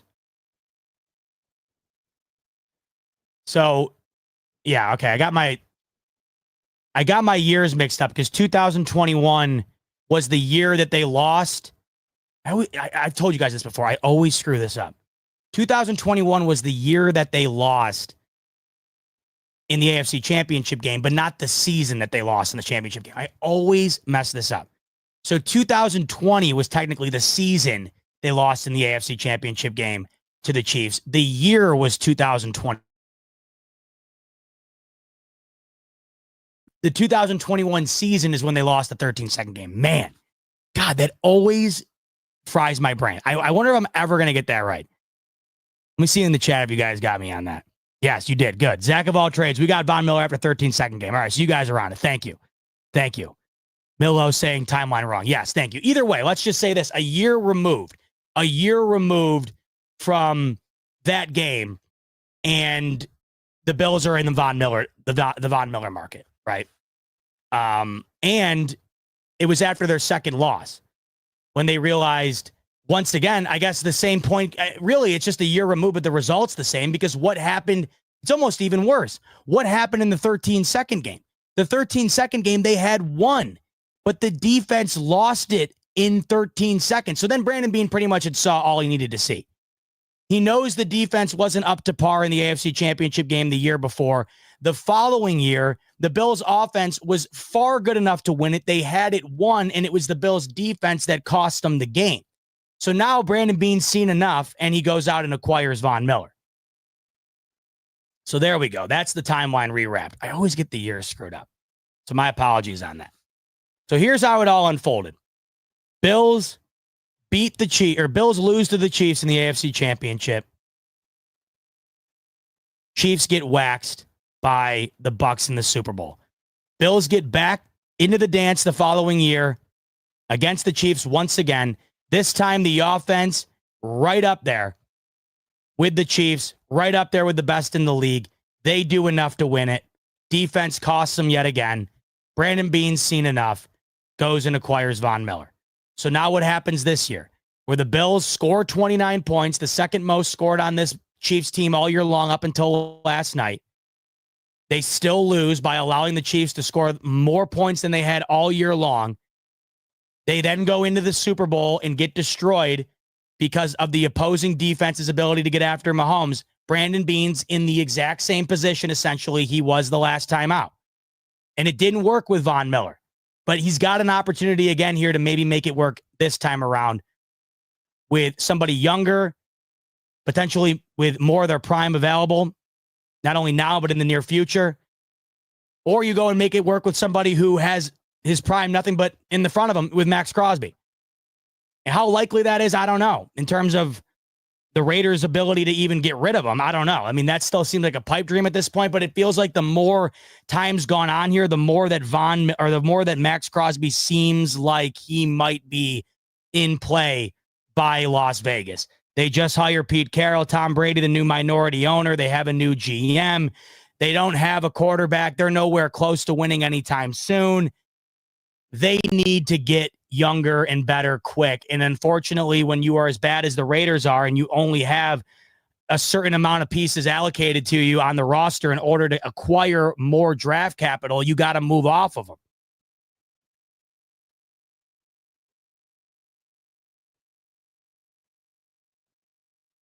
I'm going to unplug and plug my internet back in real quick. Unbelievable. Yet again. What else is new?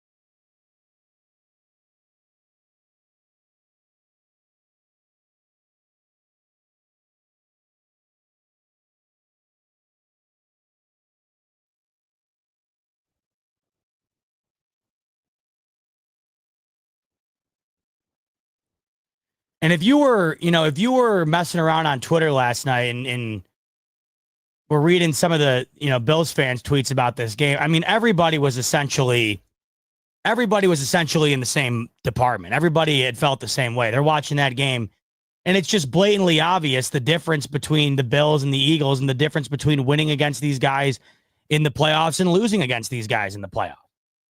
And it was so blatant. And once again, I'm not saying you're not going to, in this offseason, even if the Bills acquire Myles Garrett, Max Crosby, I'm not saying it's even going to turn into what the Eagles' pass rush was. What they did last night, like I mentioned, that's going to be one of the best defensive performances we've seen in Super Bowl history, I think, when we look back on it. The way that they did it, the execution, what it resulted in. You have got to try to find a way to get close to that, though.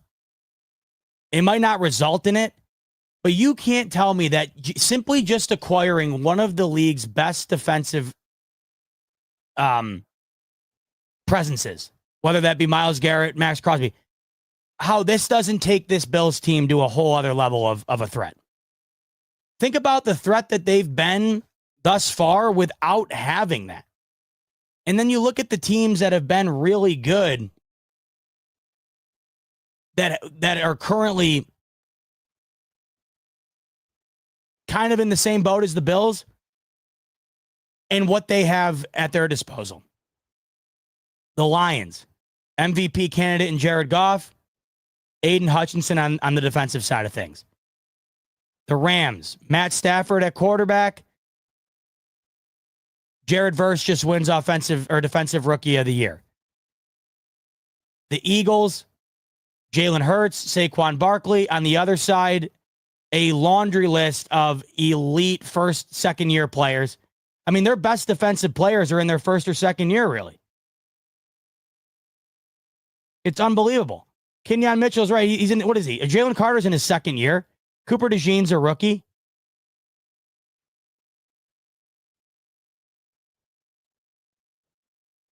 It's nuts.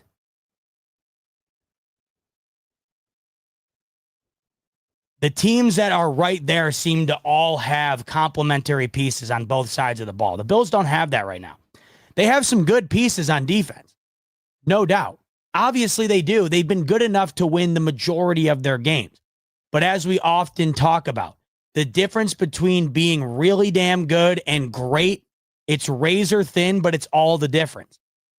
And right now, the Bills are really damn good. I think what's withholding them from being great is not having the Josh Allen equivalent on defense.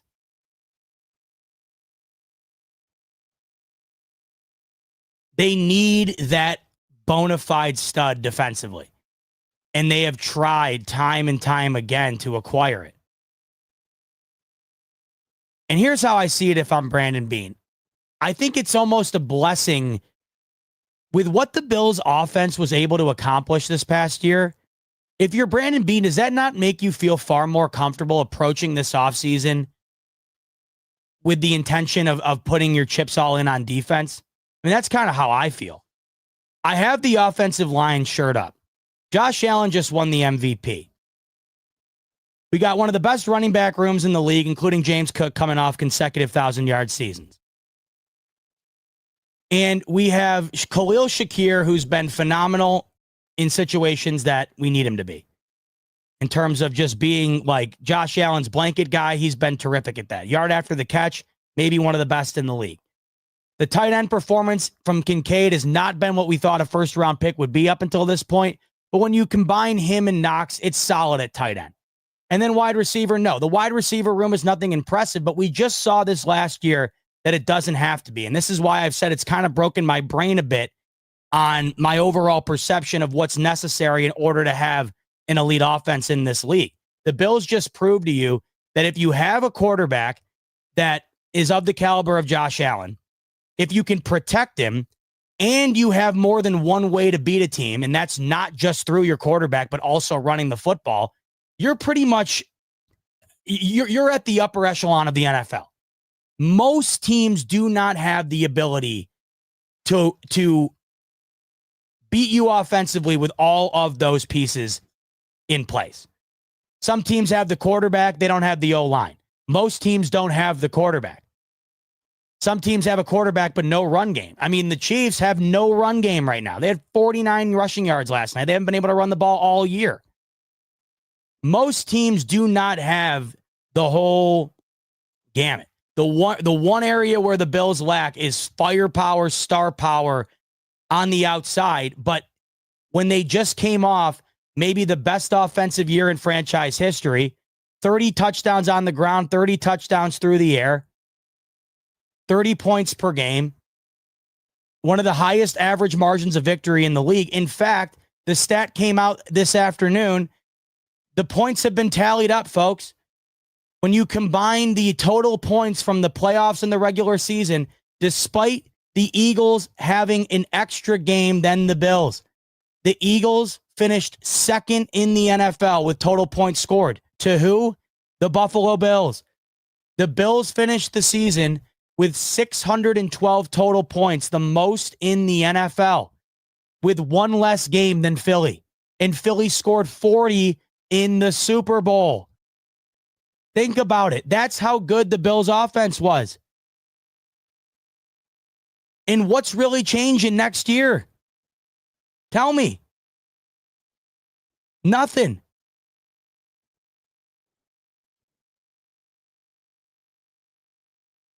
This is why, if I'm Brandon Beane, I feel comfortable. It's all defense. It's defense. And it's not just the draft. It's making that big move. I mean, I know he always likes to say that we don't really have we're not really looking to make the gigantic move this year. But think about it once again. I mean, like I showed you earlier, right now, on BetUS, it's all but inevitable at this point. Aaron Rodgers gone from the Jets, indication of yet another rebuild in New York. Right now, he's favored to go to the Pittsburgh Steelers. The Jets era with Aaron Rodgers is over. He's favored to be a Steeler or a Niner. By the way, you can get in on you can predict. I love this. This is so cool. This is what makes the offseason fun. You can predict where you think Rodgers is going to go. You can do it using the promo code YouTube150 on BetUS. 150% sign-up bonus up to $2,000 on your first deposit. 125% bonus on your next two after that. But Rodgers, all but gone. Jets take another step back. They don't even know who the hell is going to be playing quarterback. Who could it be? Kirk Cousins? Do they really have the stones to let Sam Darnold walk back into that building? And if I'm Sam Darnold, do I have do I respect myself enough? I mean, am I walking back into that building? Who the hell is playing quarterback for the Jets? Probably Tyrod Taylor. Miami. You feel Miami is going to take a significant step forward? They've only been taking steps backwards. Tyreek Hill wants out. Tua hasn't gotten any better. Mike McDaniel feels like his seat's blazing hot. The Bills have owned them. And then we know that the Patriots are in the midst of a full-blown rebuild. They'll be a little bit better this year, but they're years away. The Bills are all but locked up to once again win this division going away for a sixth consecutive year, meaning they will be right back in the playoffs with, at worst, the 4 seed yet again. Why not take the swing? The division is bad enough to where I just don't think mortgaging a little bit of the future here is going to cost you all that much. What indication do you have right now that the Bills are not going to win the AFC East for the considerable future? Seriously, how long do you think it's going to be until someone else in the AFC East is on par with the Bills and with an ability to actually threaten them to win this division? The Dolphins had a 3-game lead on this team a season ago going into the month of December and could not seal the deal. If they couldn't do it then, when the hell are they going to do it? They only seem to be regressing. The Jets are the Jets. And the Patriots are as low down the totem pole right now as any other team in the NFL. And I agree with DMX here. He said the next 2 years, New England. I agree. I think New England, out of all three of these teams, I think New England might be set up best for success in the near future than the Jets or the Patriots, or the Jets or the Dolphins. Because the Dolphins are married to that Tua contract. And as I've said before, I think the worst place to be in the NFL is in quarterback purgatory, where the guy's not bad enough to move off of him or draft a new guy, but not nearly good enough to consider yourself a Super Bowl contender. That's what the Dolphins are. The Jets don't even have a quarterback. And now the Patriots have the ability with a quarterback and Drake May going into his second year that showed promise with a veteran, respectable head coach in Mike Vrabel. I see them getting better sooner than I see them getting worse, which is hard to do. But even then, it's going to take at least a couple of seasons. And even in 2 years, when I think the Patriots are back to maybe competing for a low wild card seed, maybe, even then, that's still not where the Bills are. So, in all honesty, it would blow my mind that within the next 3 years, the Bills are dethroned from the AFC East title. The only way that I could see them being dethroned is self-implosion. I don't see them being dethroned based on the merit of what another team did. The only way I see the Bills losing the top spot in the AFC East is if they somehow go 9-8 and the Dolphins or whoever go 10-7 and beat them out by a game. That's the only way I see them losing the stranglehold on this division. And once again, the Dolphins had a 3-game lead in the Bills' worst regular season year since Josh Allen has risen to prominency, and they still could not capitalize on it. And in a year here where the Bills were supposed to be worse, they won the division before December rolled around. So there's absolutely no solid argument, in my opinion, that exists as it stands that you could confidently say that the Bills are taking a step backward at the top of this division anytime soon. So with that knowledge in mind, with the idea that you know, based on how you're currently set up and what's set up around you within this division, that we are going to be at worst the 4 seed for at least the next handful of years, why not go all in with draft capital? By the time that maybe it starts to get more competitive within the division, you'll be back towards having your draft picks back.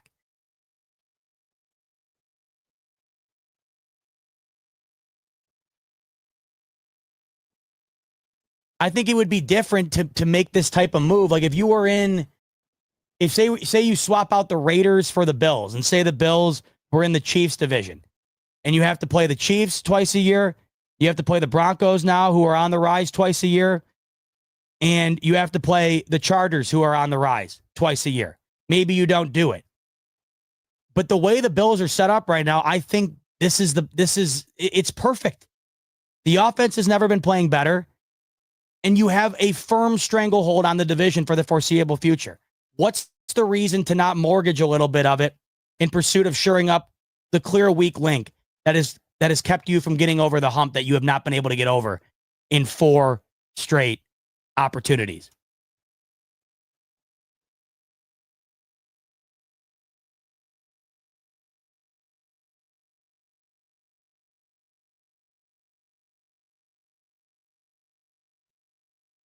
I'm going to run to the bathroom real quick. I'll be right back. You let me know in the chat, though. I'll be back in like 2 minutes. But you let me know in the chat. Are you willing to overreach on defense this upcoming offseason? I'll be interested to see what you guys say. We'll get to some super chats and some chats when I get back.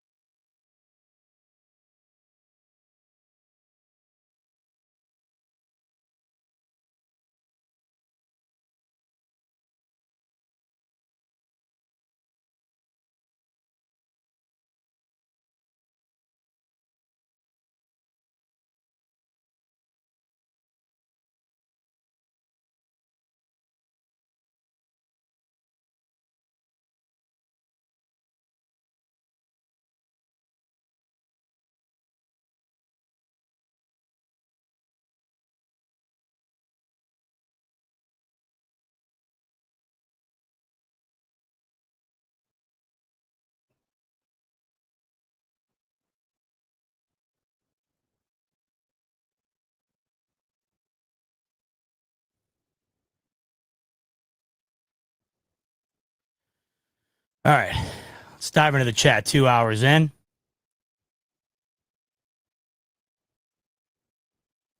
Richie's kicking us off. Richie, Last night, the Eagles arguably gave us the cheat code to beat the Chiefs. Go get Garrett. Don't want to hear Mahomes compared to Brady ever again. You know, it's crazy. I was thinking, I'm like, as I'm watching the game, I'm like, no one's happier about what we are watching unfold than Tom Brady right now.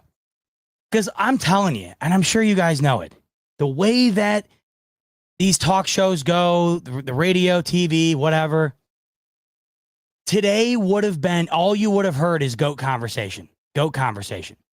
In fact, excuse me. In fact, you know that to be true because honestly, today you've heard the opposite discussion. You're hearing what Richie's saying. You're hearing what Richie's saying, and that is you can't compare him to Brady anymore. And Brady knows that in real time. Brady's sitting up there. He's watching. He knows the last time these guys were beat that bad, I was the quarterback on the winning team. I beat him in the AFC Championship before I left New England, and now I'm up here calling the game, and I'm witnessing it unfold, and I know that those conversations are going to take a back seat, which they are. Of course they are. Doesn't take anything away. Like, once again, back to the conversation about the legacy. Mahomes has done enough to solidify the legacy. It's the greatest start to a career, maybe ever in all of sports. How every year he's been a starter, the worst he's done is overtime of the AFC Championship. 5 Super Bowl appearances in 6 years, 3 total rings. You can't take anything away from him. But there's a difference between that and what Brady has done. Thing of it is we have a long way to go here. Tom Brady played what? 21, 22 years. Mahomes is in his 7th, 8th. So, yeah, you got to imagine you got about a decade left here. And he's already got 3. He would need 4 to tie it. So, if he's been to the AFC Championship every year as a starter, even if he goes half the remaining years he has left, we can't shut it down. But I do know for a fact that if he would have won the ball game last night, those conversations would have been cranked up to 11. And part of me would have started to have understood the justification of it. Because through his entire career here, he would already be only 3 shy of Brady. And he would also have that 3-peat under his belt that no one's ever done before.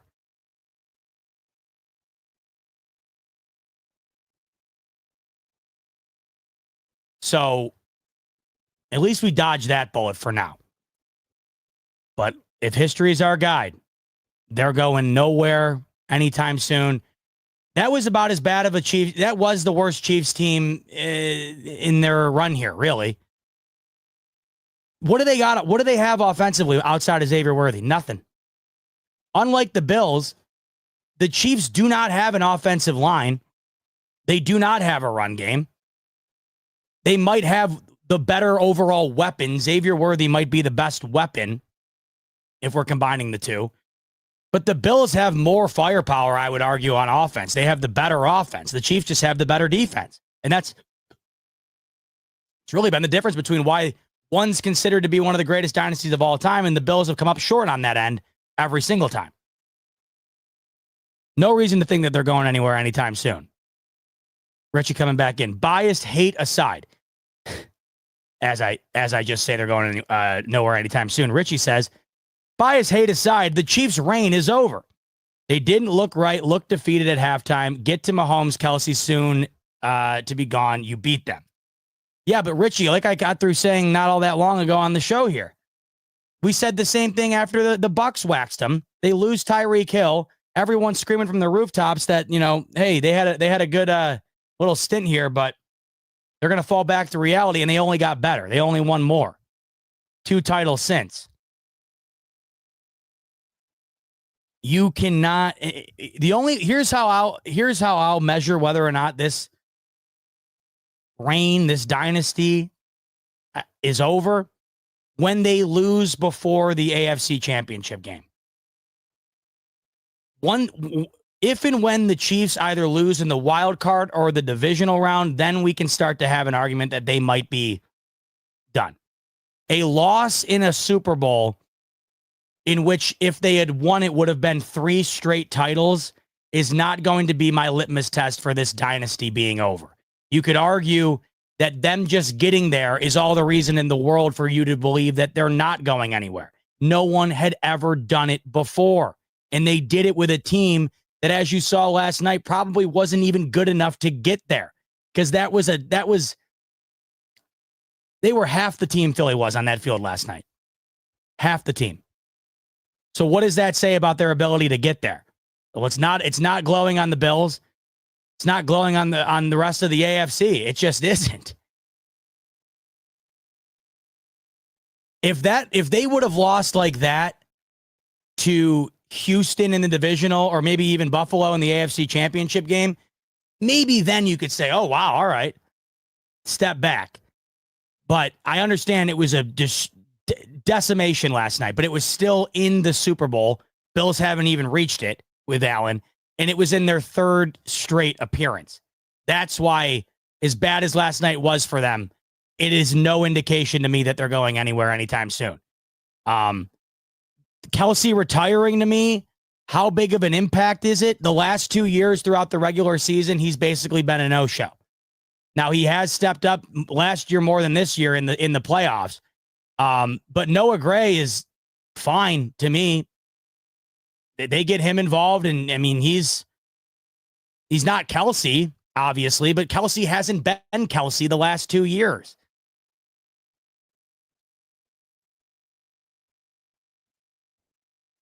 I will have to see them fall on a lesser stage than the AFC Championship or the Super Bowl in order for me to fully allow myself to think that they're on the way out the door.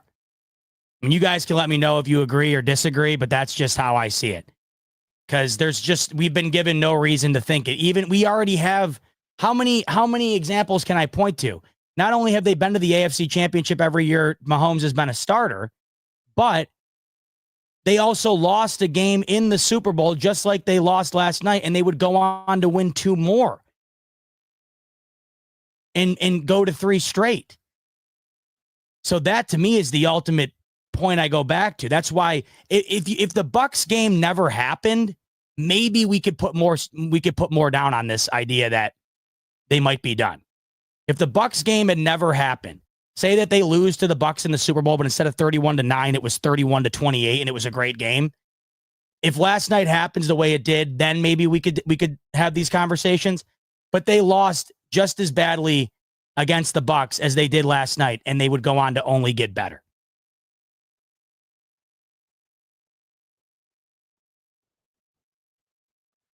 I'm doing the internet again. This is unbelievable. Unbelievable.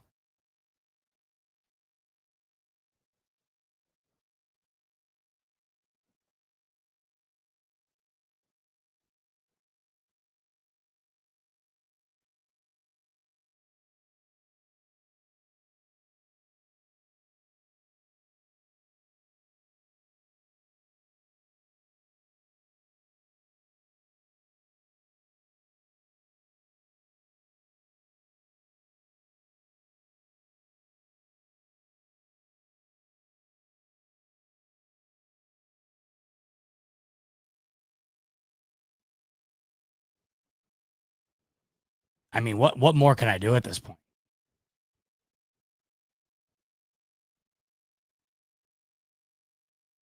And getting angry about it doesn't do me any good either. But not getting angry about it makes me angry. God. Michael Hill coming in. Mike, of course the Chiefs will be back, unlike Sean and Bean. The Chiefs and Eagles may take a guy with some jail time or actually have a real fight. Garrett tried to kill a quarterback with a helmet. Guess Bean won't get him. So I think this goes to the idea that the Bills only draft culture guys. I like culture guys. Like Matt Collins is a perfect example. Well, Matt Collins was great for this team last year. Great. On and off the field, Matt Collins was great. But I do see what you guys are saying. You're looking at saying that we got to be willing to take in anybody. I mean, I'm not willing, like, for instance, like if Tyreek Hill winds up being available, I don't want it. I just don't want it. Tyreek Hill, to me, I just don't think he fits with Buffalo. That's just how I see it. There's certain guys that I don't think are necessary. Diggs was the perfect example. It wasn't a great fit. It was not going well. He was terrific on the field up until, the end there. And then off the field, it just was not good. And they moved on. And look what happened. The offense only got better.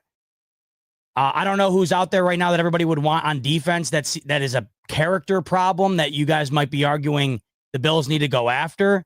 Myles Garrett got way too heated against the Steelers and tried to take Mason Rudolph's head off with a helmet.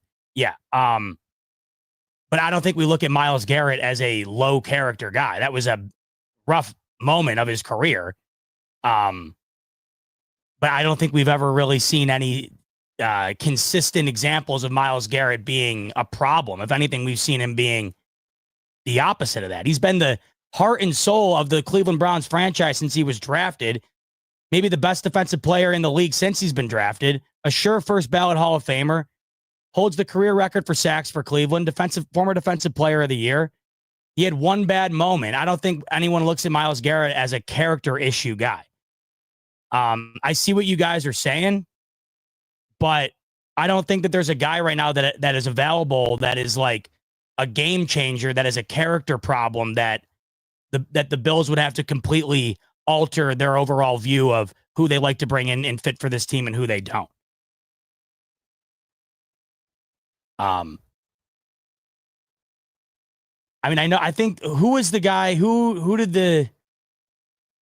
there was one example like the Eagles, Howie Roseman, I think, wasn't it Jalen Carter? That was a guy that was considered to be maybe a potential issue, and they went with him. He kind of fell because of it, and they drafted him when they did because of those issues. I could see your point being made there. But there's something to be said about the way that they've drafted, and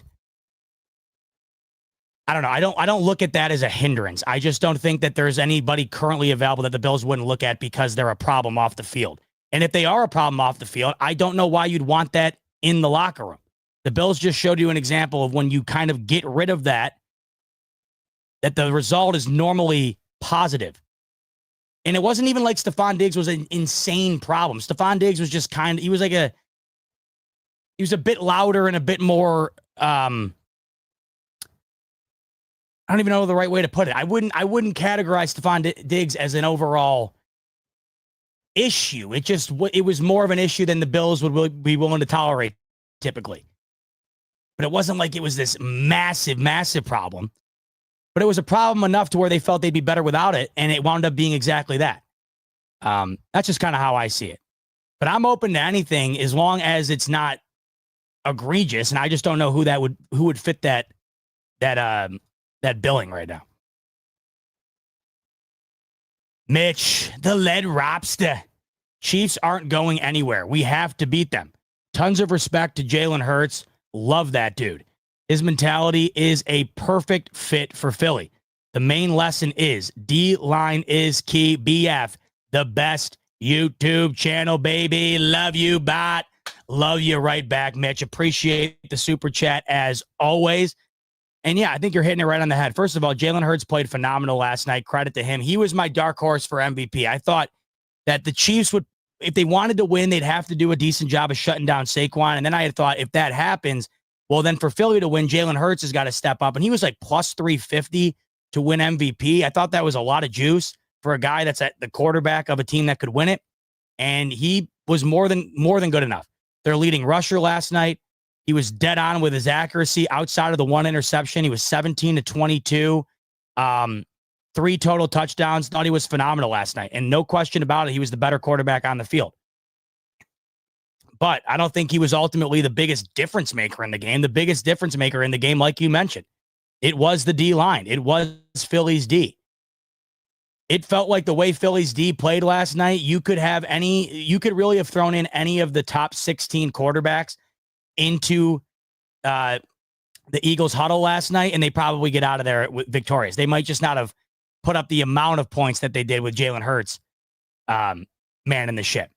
But that was just the type of performance. It's no indictment on Jalen Hurts, by the way. It's more of a credit to the Philly defense.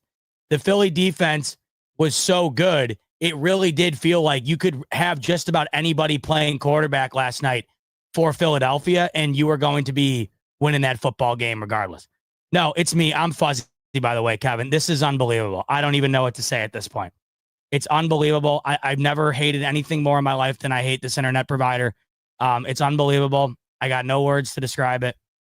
Somebody said in here that my internet provider is a Chiefs fan. Clearly, yep, it's Videsh. Clearly. He clearly is. I don't even, there's nothing else I can do. And the thing is, everything I do when it's good is it's the same thing.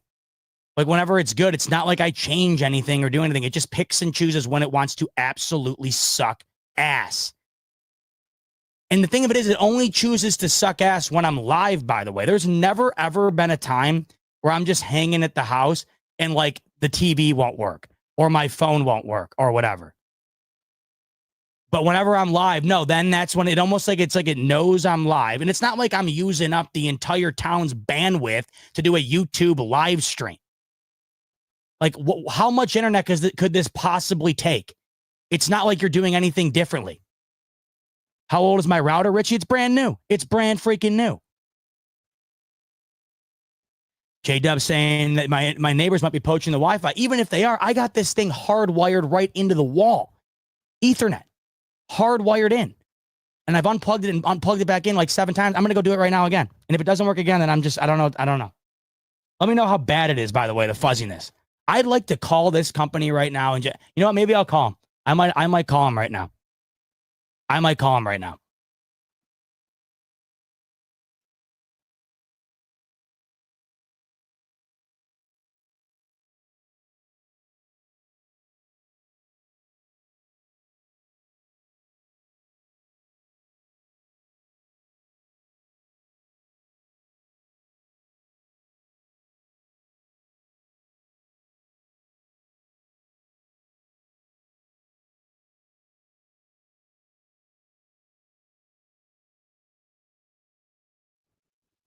So like right now, when I come back, does it immediately get better? And then like over a little bit of time, it gets worse? Like, is it better now?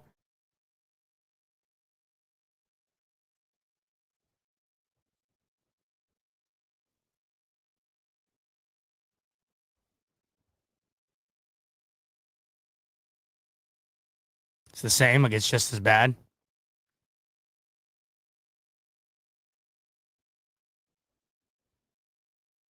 If it happens again, we're calling them live. We'll do it live. If it happens again, we're calling them live. I'm using my phone as my camera, so I don't want to do it. But if it happens again, we're doing it live. We're calling them live. I mean, so yeah, it looks good now. So this is the weird thing. I'll unplug it and plug it back in. Then in the meantime, like in the interim,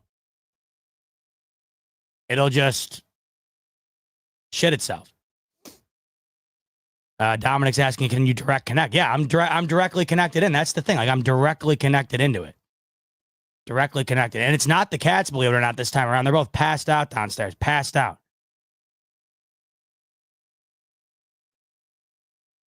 Somebody in here who said they had Starlink. I saw I did see one of the commercials last night was from T-Mobile. And they said that you can try Starlink for free now, even if you don't have T-Mobile. I don't have T-Mobile, but I want to try that Starlink for free. See what's up with it. Dan saying he's got Starlink. I got to give that a go. Says he loves it. How much is it? How much is the Starlink? And can you oh, it's happening again. We're calling. We're calling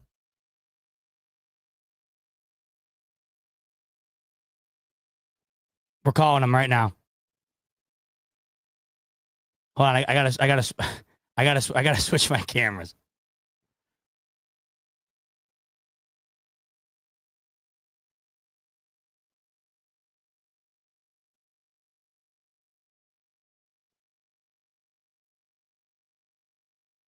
All right.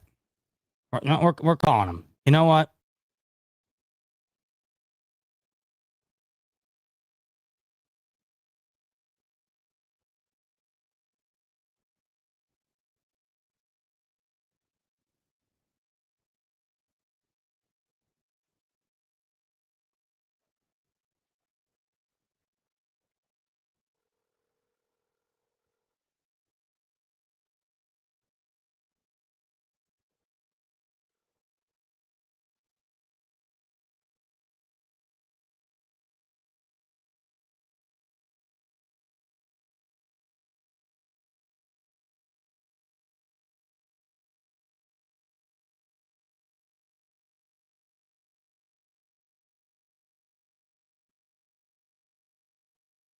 Hi, yes, my name is Zach. I am a customer of yours over at 180 Broad Street.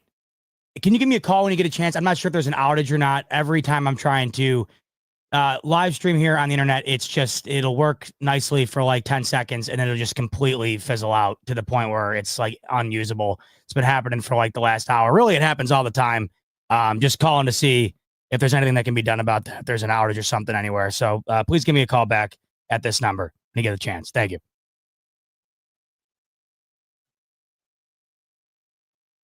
How about they don't even answer? Typically the only compliment I can give this place is that typically they answer. The only thing that's good about this place is that they do give an answer.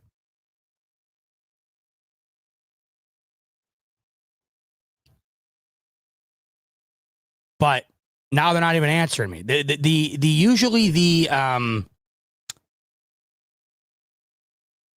Usually the customer service has been phenomenal. Yeah, they sent me the voicemail. They sent me the voicemail.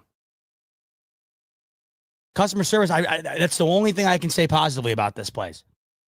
Only thing I can say positive, and now I can't even say that. I'm going to try it one more time. It's supposed to be 24/7 customer service. It literally says right on there, 24 hours.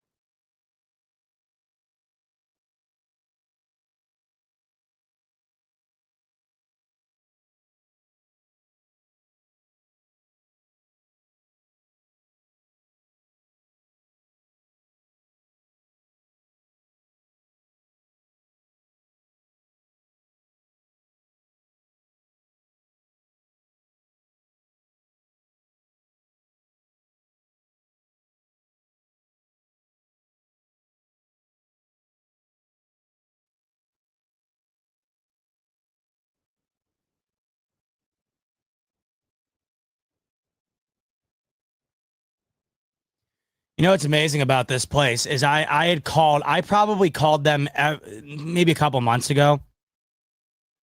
I had called them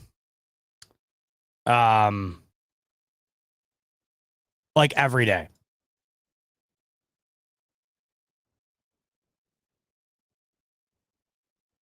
Is the internet or is the mic okay?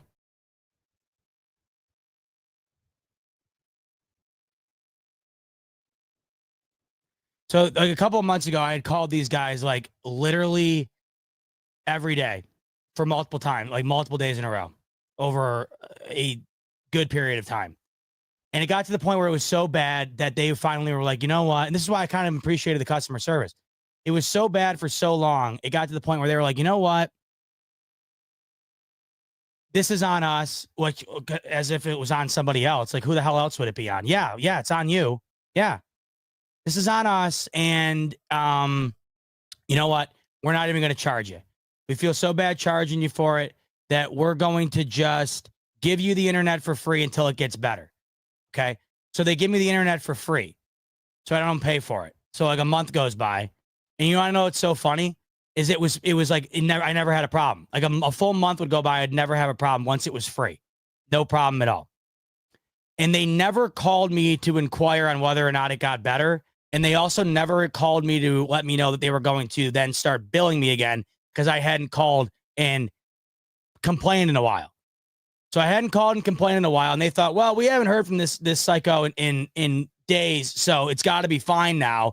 And then all of a sudden I saw I got a bill again, and I'm like, oh, okay, great. Here's the thing, though. It was working fine. So I'm like, all right, fine. I got no problem. It was almost like simultaneously with the bill being received, the simultaneous action of the bill being received and then the internet immediately going back to straight ass was on the same damn path.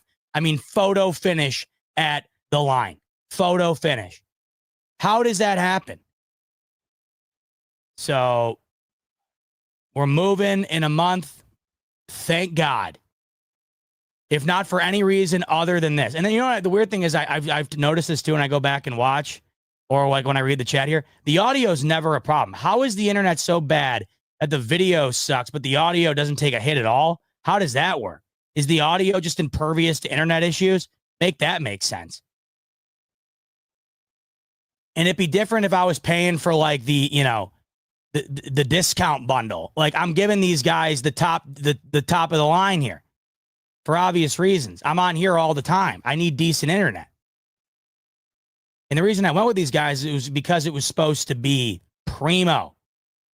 And it was. In fact, it was good for so long. It was good for a while that I even left. I never do this. I left a Google review. Because they requested one. And I said, you know what? These guys are the best. Customer service is the best. No complaints. Boom. And yeah, I know the video uses more bandwidth. I get that. But why wouldn't they then just take it? Well, so why wouldn't they just decrease the quality from like 1080p or whatever down to 720p? I don't know. They just completely crash it down to like, make it completely unvisible, and the audio doesn't take a hit or whatever. I don't know. Sorry about that. But I thought we were going to get some decent entertainment value with a phone call. Maybe we could have gotten it fixed, but we didn't even get it. Rico. Now Rico's puffing his chest out a little bit after last night. If you couldn't tell, Rico now thinks that he won the hypothetical trade that we were tossing around Friday night because of how badly the Chiefs got waxed last night by the Philadelphia Eagles D front. Now Rico thinks he not only won the trade, but he thinks that it is inevitable that every single I wouldn't be shocked right now if Rico I wouldn't be shocked if Rico wouldn't be willing to put 17 up on the chopping block right now based on watching that last night. I wouldn't be stunned. Tell you what, though, in Rico's defense, after I'm watching last night, I can't lie to you. I'm thinking to myself, man, Rico, you weren't in here earlier, but I did say I'm still a man of my word. I'm not touching the line. I'm not touching my staples on the left and right side of the center. And obviously I'm not touching 17. But I did say there ain't a single other element of this upcoming offseason I wouldn't be willing to get in on when it comes to trying to acquire either a Max Crosby or a Myles Garrett. There isn't a thing I'm not touching. I got done earlier, Rico, saying like it's getting to the point where basically what I went over before the internet decided to do it, just to kind of do the cha-cha slide on my ass in terms of going up and down on visibility. Before that all went down, I was saying how the Bills have a stranglehold on this division for the foreseeable future. And the offense just proved to you that with a solid offensive line, really not beyond solid, one of the best offensive lines in the league, one of the best running back rooms in the league, one of the best quarterback rooms in the league, this is one of the best offenses in the league as a result. You combine that with the stranglehold that they will inevitably have on this division moving forward here. The Jets are a dumpster fire. The Dolphins aren't looking like they're going up anytime soon. The Patriots have a ways to go. The Bills seem to have a lock on the top of this division for at least the next 3 years, the way I see it. I have no problem mortgaging 2 to 3 years of this team's draft capital future for one of those guys. Because I think by the time it's going to come back to bite you, I think that's right when you're going to be back into having your top draft picks available to you. I just don't see how the next couple of years the Bills are going to be anything worse than the 4th seed in the AFC playoffs. And with that, I'd be willing to give up a little bit of now or a little bit of the future for a lot of bit of now. And J-Dub, he's saying, but I think I'd rather have Crosby just because he's young and has made a living harassing Mahomes. I think we could get him for less and keep him longer, even though Garrett is the better player. I'm like, if I had the pick, like, so say I'm Bean and both are on the table and both cost the same amount, it would be Max Crosby without hesitation for what you just said. It is because of the youth. So Max Crosby right now is, I believe, 3 years younger than Myles Garrett. Okay, no. So August 22nd, 1997 is his birthday. He's 27. So he's my age. Max Crosby's 27 and his birthday's in August. So he's like 27 and a half-ish. And Myles Garrett is 29. And his birthday's in December. Okay, so there's a 2-year age difference. But 2 years to me right now, that's significant in my opinion in terms of when we're talking about prime, right? Because Josh Allen just completed his 7th year. So say Josh Allen is in the top of his prime for another 8 years. If you get 2 additional years of prime from Max Crosby because he's 2 years younger than Myles Garrett, I think that at 27, you would have a prime Max Crosby for probably 5 years of Josh Allen's remaining 8 prime years, as opposed to with Myles Garrett, you might have 2 or 3. So I'm in agreement with you, J-Dub, in the sense that I would rather have Max Crosby as a result. I think as it stands right now, Myles Garrett is the better player, but I don't know if he's so much better than Max Crosby that it outweighs the benefit of having 2 additional years on the age. So I'm with you there. Now, when you say, I think we could get him for less, I don't know if that's true, because I feel like Myles Garrett might command a bit less because of all the reasons we're talking about here. Also because Myles Garrett, one, is demanding out and is only allowing the Browns to move him to a quote-unquote contender. So what does that narrow the pool down to? Maybe 12 teams. So about a third of the league. I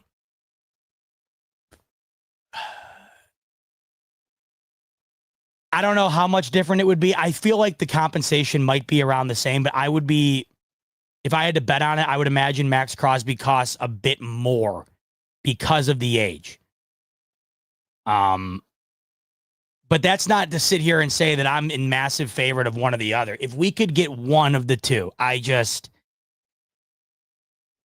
the other reason I'm a bit more hesitant on Myles Garrett in terms of going all in the way I would want to go in maybe with Max Crosby. In other words, I think I'd be willing to give up more for Max Crosby. You know, we do have a decent example with Von Miller. When the Bills acquired Von Miller in 2022, he was 32. Yes, Myles. So Von Miller's birthday, funny enough, day after mine. Von Miller's birthday, a day after mine. They acquired him in March of 2022. He turned 32 on March 26th of 2022. So by the time Von Miller took the field for the Bills in 2022, he was already 32. Looking back on that, that's pretty wild. Now, I guess when you compare that to Von Miller, the benefit is you do get 3 additional years than you already had with Von Miller on the age. I just think that the even better solution would be to get even two more additional years on top of that. If you got Max Crosby, that means you would be getting 5. Yeah, you would be getting 5 additional years than what you were supposed to get from Von Miller. But Myles Garrett, it's a bit different because he is 3, as it stands right now, he is 3 years younger than Von Miller was when they acquired him. But you saw what Von Miller was able to get from the Bills. The Bills gave him a $120 million deal on a 6-year deal. And I think even in the midst of the excitement of when we signed him, everyone knew that there was no way Von Miller was going to play all 6 of those years. Right? That would have brought him up to 38 years old. You're not playing the edge at 38. And now he's 35, and it already seems like we're already talking about maybe moving off. I mean, we got Rico coming in saying, how y'all feel about Von Miller restructure? Bob, what do you think? I mean, yeah, it's either a restructure to me or, I don't know, maybe it might be, they might move off of him. Didn't he restructure last year, though?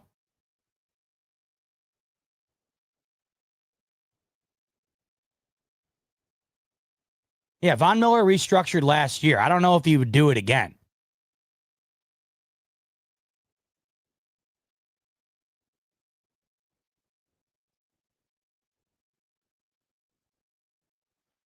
And I'm seeing your guys' chats. Like, why would we continue whatever? To me, like, if they move off from Von Miller, I'm not going to be crying about it.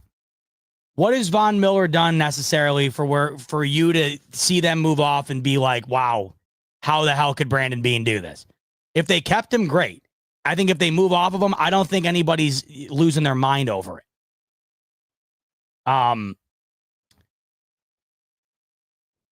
But the nice thing to know in terms of if they were willing to make a move on Myles Garrett or Max Crosby, obviously, significantly younger than what Von Miller was when they signed him. I guess the nice thing is, though, is that there's two guys potentially available. The Max Crosby thing is interesting. It makes sense to me why they would move off of him. They need so much. The Raiders are nowhere close. And now they have a new head coach in Pete Carroll. And you have new ownership there. You have new GM, a new GM there. Like, it makes sense that they'd want to get out ahead of this rebuild by acquiring as many assets as possible. The only real way to do that for them right now would be to move Max Crosby. You're not going to trade Brock Bowers off of a borderline rookie of the year performance as a rookie. He's one of their foundational pieces right now. Max Crosby, to me, is the only guy on their team that feels like they could move for a significant amount of capital in order to allow themselves to begin the rebuild.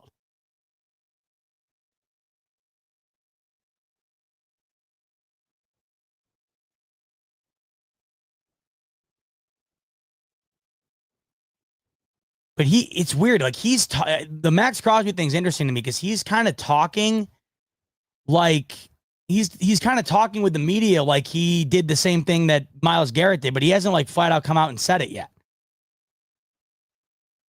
He currently has 2 years remaining on his deal with $44 million left on the contract.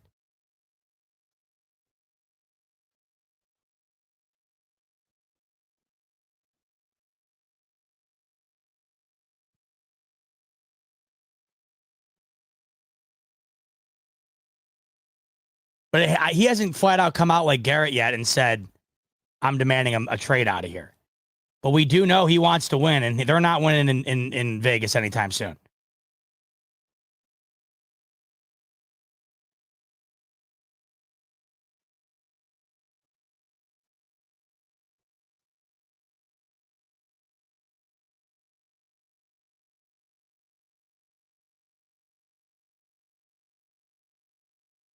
Just reading it a bit here.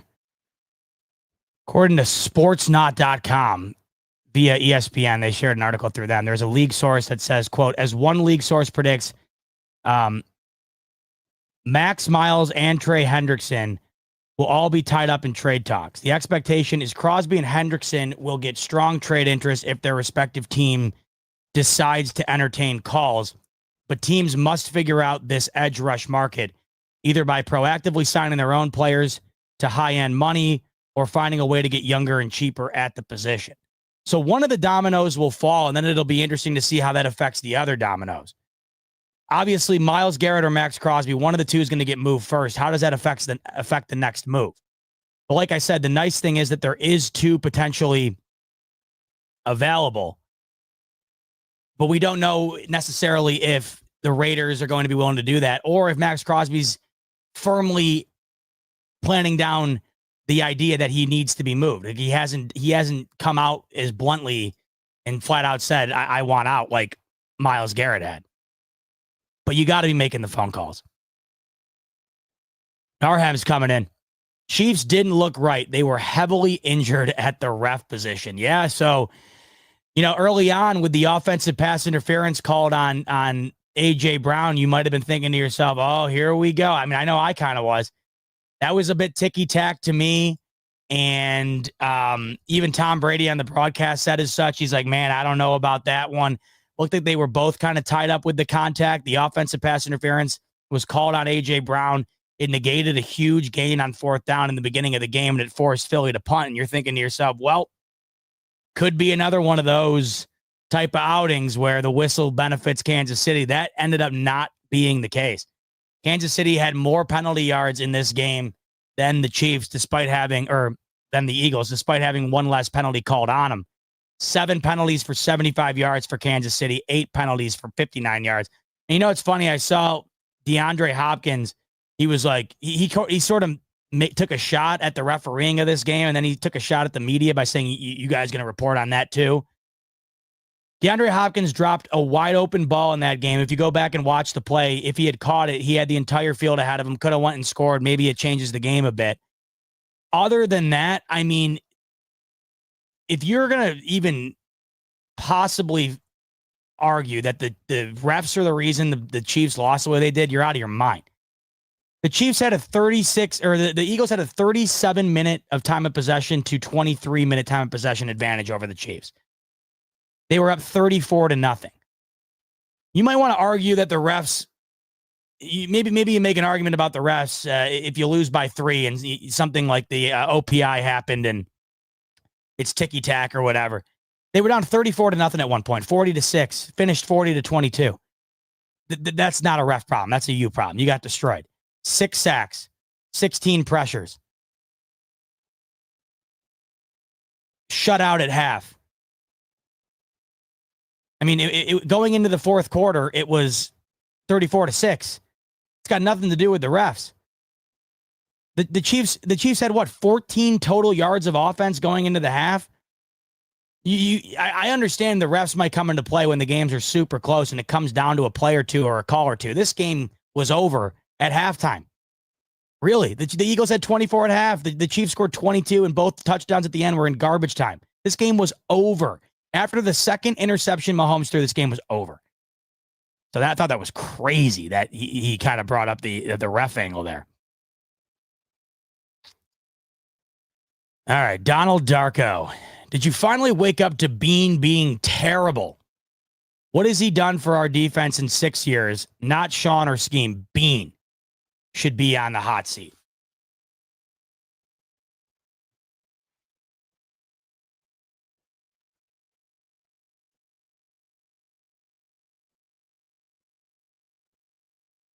Well, I mean, I think that the defense, right? So Bean acquires Ed Oliver, who's been good for Buffalo. He acquires Terrell Bernard, who's been great for Buffalo.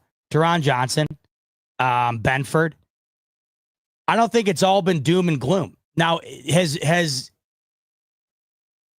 Brandon Bean been able to find his crown jewel edge rusher that he's been trying to acquire really since he's took over? No. And if we're judging him based solely on that, no, he's been unsuccessful. The guys he's brought in to try and become the Josh Allen equivalent of the defense, it has not worked, whether it's Rousseau, down the line, including the Von Miller acquisition for $120 million at 32 years of age. If we're judging him solely based on that, then no, it has not been successful. But you look at the guys that he has acquired that have been huge for these Bills outside of Josh Allen. Like I mentioned, my 2 other untouchables, Deion Dawkins and Spencer Brown, both acquired, right? We're talking about Khalil Shakir having a major impact here. James Cook. Defensive side of the defensive side of things, I don't think it's all doom and gloom from Brandon Bean. It just has not hit on the one position that everybody wants it to hit on. And that is that prominent edge presence, that Josh Allen type force on the defensive side of things. If we're judging Brandon Bean solely based on acquiring a game-breaking edge presence, then he has failed up until this point, yes. But this is why I think that the way it sits, with the offense proving to you that they're as good as anybody despite not having the household guy at wide receiver, with the offense proving that you really don't have to go crazy on that side of things, with the idea that Myles Garrett and Max Crosby are potentially available, with the idea that you have a stranglehold on this division for the foreseeable future, this is where all of those things combined with the idea that Brandon Beane has been trying relentlessly to try and acquire a guy equivalent to Myles Garrett or Max Crosby and has been unsuccessful. It's all of these reasons combined why I think it makes sense why they do it. I've always felt that if there's one position he'd be willing to overspend on, it would be this, just because he knows the meaning of it, how important it is. Once again, that gets reemphasized last night based on the performance from the Philadelphia Eagles.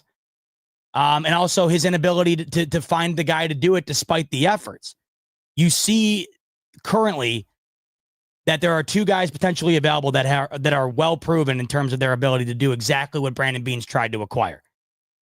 So to your point, Don, look at, if we're judging him based on the ability to bring in a Myles Garrett type player, then he has failed at that. I don't think Beane has been terrible at all. I don't know if the Bills are in the position that they're in right now if it's not for Beane. I mean, I say the same about McDermott all the time. If you're going to judge these guys based solely on their failures, then what are we doing? You got to also judge them on their successes as well. That's why I always have a tough time with the amount of crap McDermott gets, because it's always based on a handful of failures as opposed to the resounding amount of success compared to what this team was before he took over. Same can be said for Brandon Beane, really.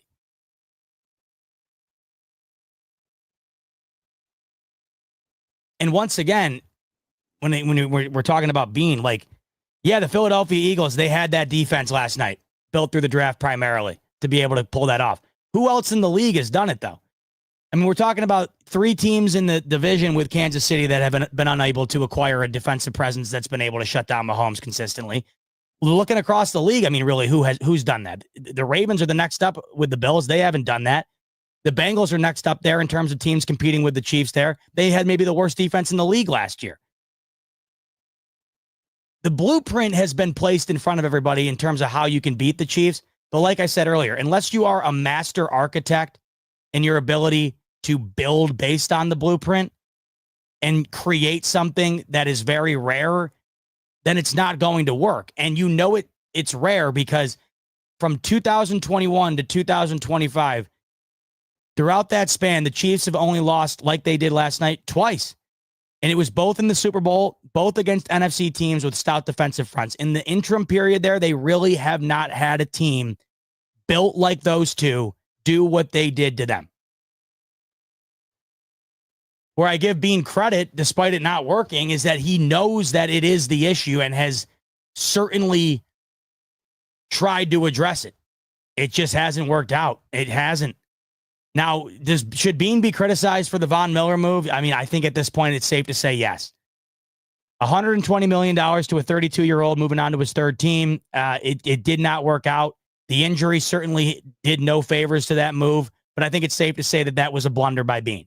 Can he make it right, though, this upcoming offseason?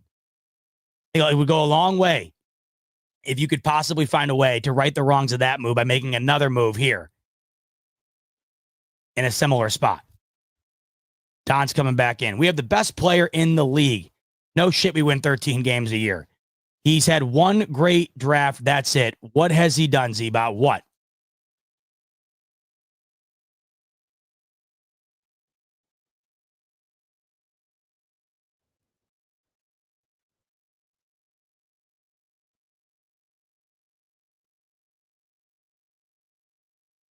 Trying to find the best way to put this. I mean, you could argue the top four quarterbacks are Mahomes, Allen, Lamar, and Burrow. And I look at Burrow, for instance. What have they done to help him out? That defense is maybe the worst in the league, and they are more than likely, it looks like, willing to allow T. Higgins to walk out the door despite the public outcry from Joe Burrow that he doesn't want it to happen. Doesn't want it to happen. Baltimore acquires Derrick Henry, sure, but is that defense good enough to do what Philly did last night? I don't think so. What has Baltimore necessarily done? What has anybody really done other than Philadelphia, who Real King's coming in and saying it? Like, Philly is effing loaded. You can't just become Philly overnight. They nailed that draft. They've nailed numerous drafts in a row here, plus acquired Saquon Barkley. But Howie Roseman seems to be in a league of his own right now. I mean, who has had more success at the GM spot over the last couple of years than him? So is it similar to almost comparing Mahomes, or is it similar to comparing McDermott to Reed in a sense that McDermott's a really good coach, but he's not a Hall of Fame coach like Reed? Is that what we're dealing with here with Bean, where Bean's a really good GM, but he's just not Howie Roseman? And then you ask yourself, who the hell is? Like what? Just like with the Andy Reid McDermott comparison, who the hell else is as good of a coach as Andy Reid in the league? Nobody. Who's as good of a GM in the league as Howie Roseman? Really nobody. I think that the Bills defense has certainly had pieces acquired by Brandon Beane that you would not have guessed turned out to be as good as they have. I mentioned a couple earlier, right? Benford, Bernard. It all comes down to one, I guess the idea of the drafting of Kyer Elam was awful. The acquisition of Von Miller was not good. And in addition to that, the inability to find a guy that was supposed to be a Myles Garrett or a Max Crosby, it hasn't worked out. I can't sit here and say it's been terrible, but it hasn't been good enough. I think is probably the fairest way to put it. It hasn't been good enough. This blueprint was laid out in 2021, and I think that Brandon Beane has done his due diligence in trying to find the solution. It just unfortunately hasn't panned out.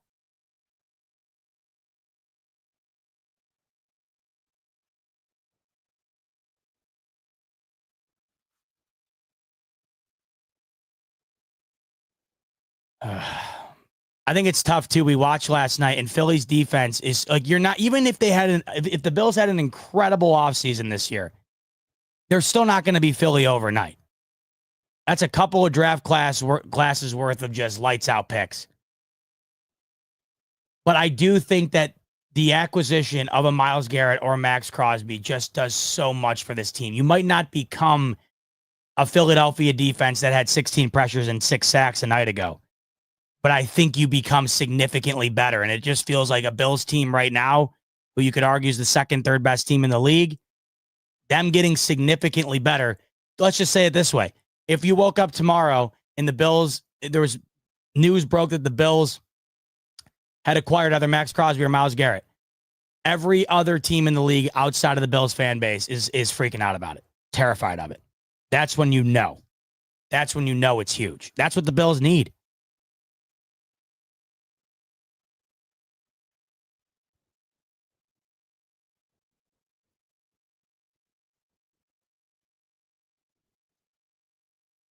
Seeing Kenneth's coming in. He said Bill should trade up for Penn State edge rusher, trade up to get Kenneth Grant. That would go a long way. So, yeah, that would be Abdul Carter. Look, I've been hearing rumors that Abdul Carter could likely be the number 1 overall pick. If the Titans don't want to go quarterback, they could definitely take Abdul Carter. Bills will not be able to get all the way up, I think, to the top of the draft to take Abdul Carter. Or in another way to put it would be, even if they were able to, the amount of assets it would require in order for them to get up high enough to take them, that's far too much of a risk to me, because I think the same amount of assets given up to go up and try and draft Abdul Carter, the same amount of assets given up to try and go and draft him in this draft would probably be the same amount of assets required to go out and get a proven guy already, like Myles Garrett or Max Crosby. It's way too big a risk, because you already know what you're getting with Max Crosby and Myles Garrett. You don't know what you're getting with Abdul Carter, like you don't know what you're getting with anybody you draft. But you'd be giving up the same amount of assets to require them. And as Dan's saying, you need somebody proven. The Bills are not in a spot right now as close as they are to the Super Bowl. They're not in a spot right now where you have the luxury, in my opinion, of waiting around for a guy to prove that he's capable of being as good as those two guys have already proved. And I think that what it would require to get up there and draft him would also probably acquire you a Max Crosby or a Myles Garrett based on the haul involved. So while it sounds good in theory, you'd pretty much have to trade up to the number 1 overall pick, and it's not going to happen. And by the longest of long shots that it did, you're probably honestly spending more to do that than you would have to spend in order to get a guy like Crosby or Garrett that's already proved that they're immediately going to make a difference. Keith saying the Z-Bot mentality in Buffalo has to stop. I don't know what that means. We're not company men here. I don't know what that means. Donnie's saying that's ownership, not GM in Cincinnati. Well, I do agree. The ownership is stingy in Cincinnati. That is for sure.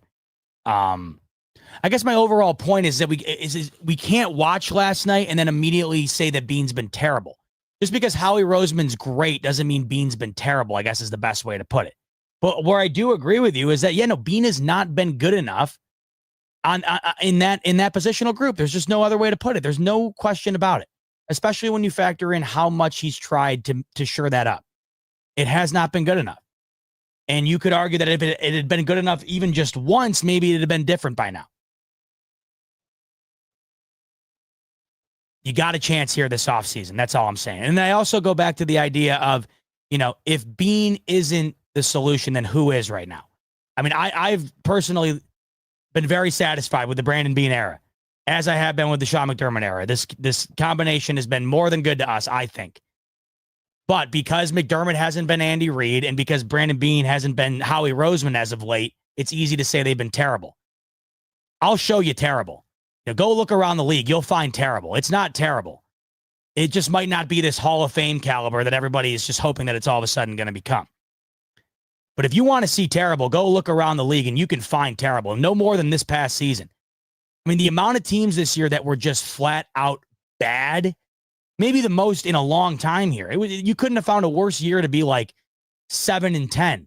It's got you picking in the low teens. That's how bad the league was this year. And that has a lot to do with a lot of bad coaching, a lot of bad draft management, a lot of bad GMing, and a lot of bad quarterback play. And I just think that saying that the Bills have been bad in any of those departments is not correct. What might be correct is saying they haven't been as good as the Hall of Fame head coach in Andy Reid and a Hall of Fame GM in Howie Roseman. But they've been just about as good as anybody else, really. This is the most frustrating thing about being a fan of the Bills in the position that they're currently in. Because the position that they're in is you're so close. It's just that it's so hard to not criticize while at the same time understanding the only reason that they're in the spot that they're in is because of these guys. So tough. Because you don't want to criticize because of where they're at, but you also do want to criticize because they're not at the next slight notch up. That's all the difference. But you know how it goes. You can almost overnight that can almost happen. Like the Eagles last year. Remember how bad the Eagles finished the year last year? The Eagles last year, what did they start? Like 9-0? Something like that? And then fell off of a cliff. Fell off a cliff. So they started 1, 2, 3, 4, 5, 6, 7, 8, 9, 10. They started 10-1. And then they would go on to lose 5 of their remaining 6 games, including getting waxed by the Tampa Bay Bucks in the wild card 32-9. That's where the Eagles were a season ago. And then you look at the Eagles draft class this past year. And they had the acquisition of Kenyon Mitchell and Cooper DeJean, both at the top of the draft, at the 22nd pick and the 40th overall pick. And look at what happened last night. Cooper DeJean has a pick 6 in the Super Bowl. That secondary for the Eagles last year, you could argue towards the end of the year was one of the league's worst. You could argue this year it was one of the league's best. So it's just crazy.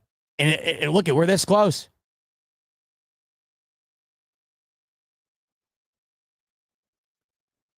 Speaking of roster management, by the way, once again, I've been loving this. Over on BetUS right now, you can pick who you think Aaron Rodgers will be playing quarterback for this upcoming year. I find it very interesting that the Pittsburgh Steelers are even money to land Aaron Rodgers. Better odds than anybody by at least 300 points here. That's pretty crazy. Even odds to land Aaron Rodgers. It's pretty crazy to think that the expiration of Aaron Rodgers in the New York Jets uniform has already come to an end. Topher, would you cut it out? Already come to a conclusion. It was a rough spot on a pretty awesome career for Aaron Rodgers. Feel like Pittsburgh, is it too easy of a pick? I don't know. We'll see what happens. You can choose who you think he winds up going to over on BetUS using the promo code YouTube150. It'll get you 150% sign up bonus up to $2,000 on your first deposit. 125% bonus on your next two after that. That to me, awfully interesting. I think Tyrod Taylor probably starts. I mean, what are they going to do? You're going to go down the Kirk Cousins route? It's the same exact thing as Aaron Rodgers. It's the same thing. 40-year-old guy off of a major injury. The same thing.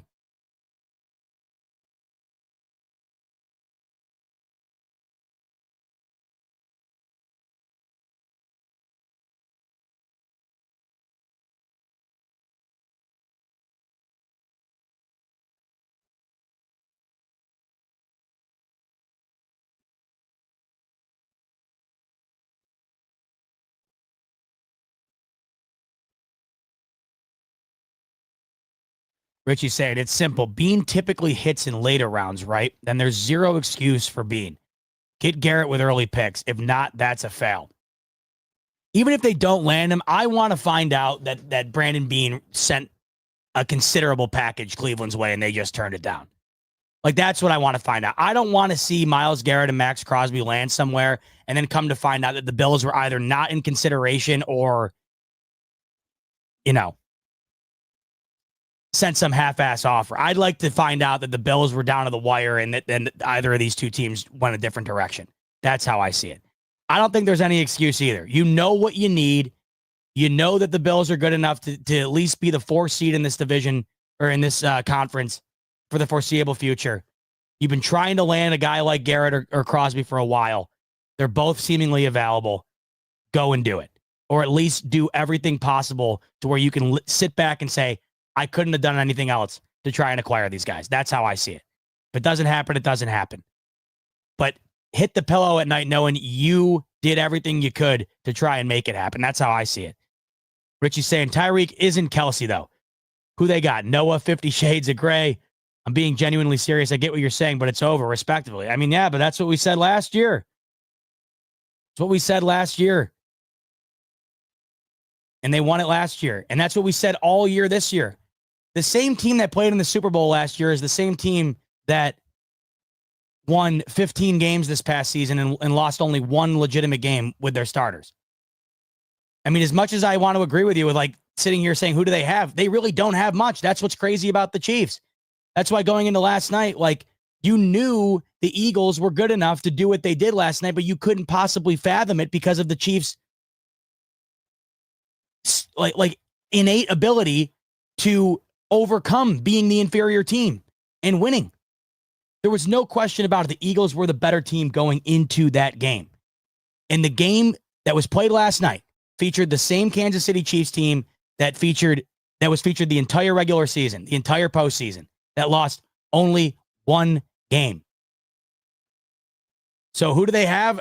Not anybody really that kills you, but it doesn't matter. It just doesn't matter. And they're getting Rashee Rice back from injury next year. Xavier Worthy will probably take a step forward. You saw how much he was coming on towards the end of the year. Defense is as good as it gets. I can't get there yet with the idea that they're done because of what we saw last night. Jim Johnson, I'm having my own cry cast today. Sad day here in KC. Jim, Sorry to hear it. First cry cast for you in 3 years. So, hey, listen, you got the last 2 years to fall back on. You haven't had a cry cast in 3 years. I've had a cry cast every year for 27 years. So, Jim, hopefully that makes you feel a little bit better. Like I keep saying here, they were there.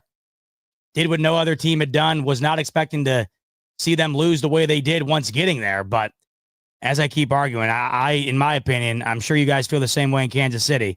In my opinion, I don't see them going anywhere anytime soon. As much as I'd like to say that they will, history will not allow me to think that that's in the cards here. Caroline's in the chat. What's up, love? Putting in a 12er over at the hospital, the night shift. She's popping in.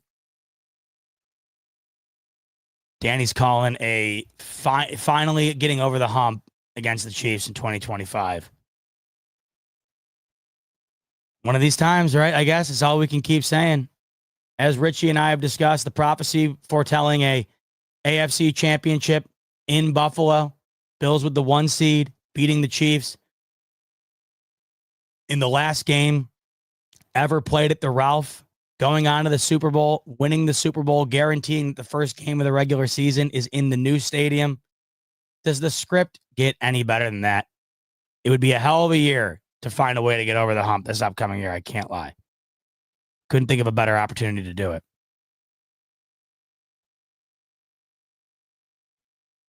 Laura's saying, I can't lie, I'm on the fence. We have so much draft capital. Can we get some pass rushers and DBs? I'm scared of giving Miles a Vaughn contract. I hear you. I hear the trepidation there. I think everybody has some sort of uneasiness to him, considering moving into a Myles Garrett contract with the idea that they paid Von Miller. But like I mentioned, Von Miller was 3 years older at the time than Myles Garrett was is currently.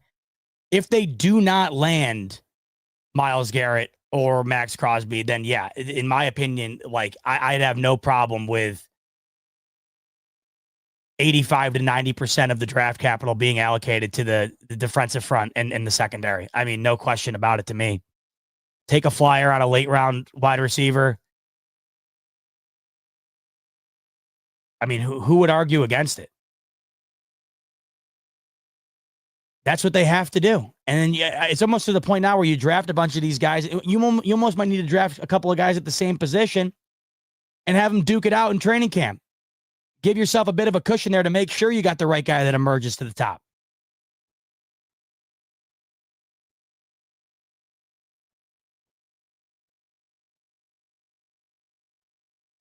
Right now, you have 1 first-round pick, you have 2 second-round picks, 2 fourth-round picks, and 3 sixth-round picks.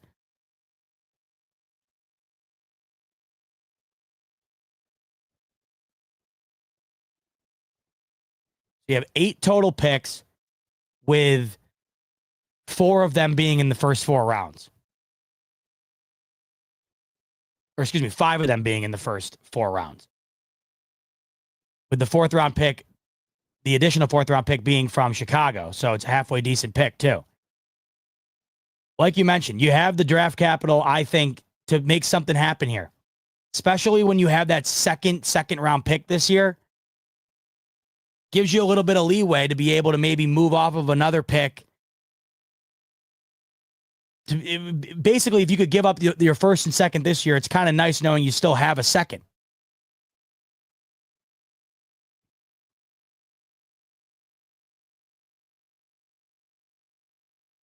What I wouldn't give to see it happen, seriously. And then the other thing you have to ask yourself too is if they don't do it, then who else is? Like, who's going to do it? That's the question you have to ask yourself too. If the Bills do not go and make that acquisition, somebody else is going to. And who's it going to be? Because if it's, God forbid, KC, it's not going to happen with Max Crosby, but I could see it maybe happening with Myles Garrett. God forbid, Baltimore, Cincinnati. Like, that's the other thing you got to consider, too. If you don't do it, somebody else is going to.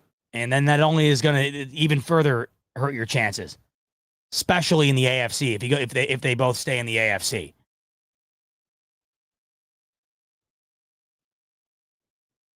But last night, once again, it's the biggest takeaway any Bills fan had last night was the Bills' defensive front is not the Eagles, and in order to beat the Chiefs the way that the Eagles did, you're going to need to have that or something damn near close to it.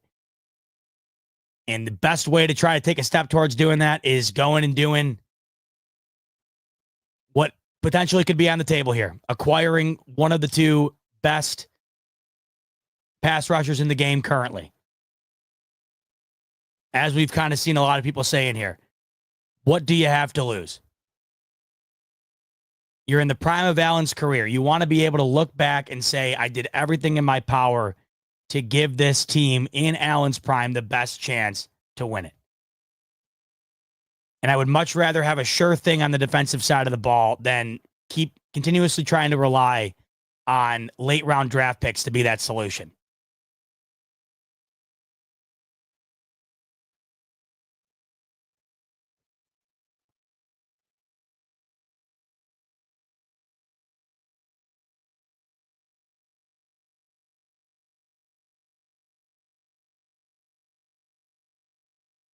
Still pretty crazy. Still kind of just start like mind blown about last night, though, by the way.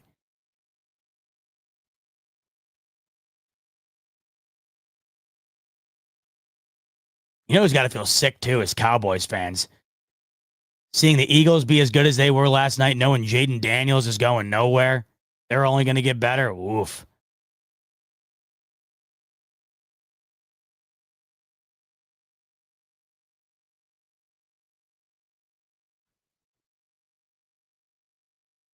It's just so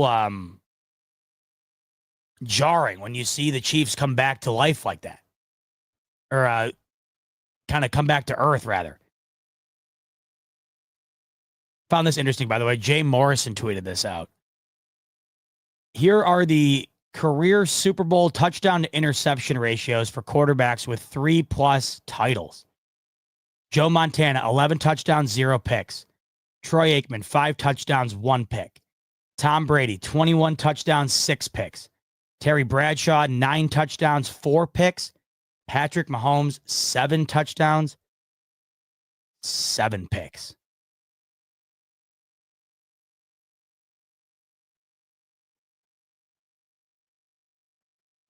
I think he would go on to score another touchdown, though. So this was tweeted earlier in the night. So 8 touchdowns, 7 picks.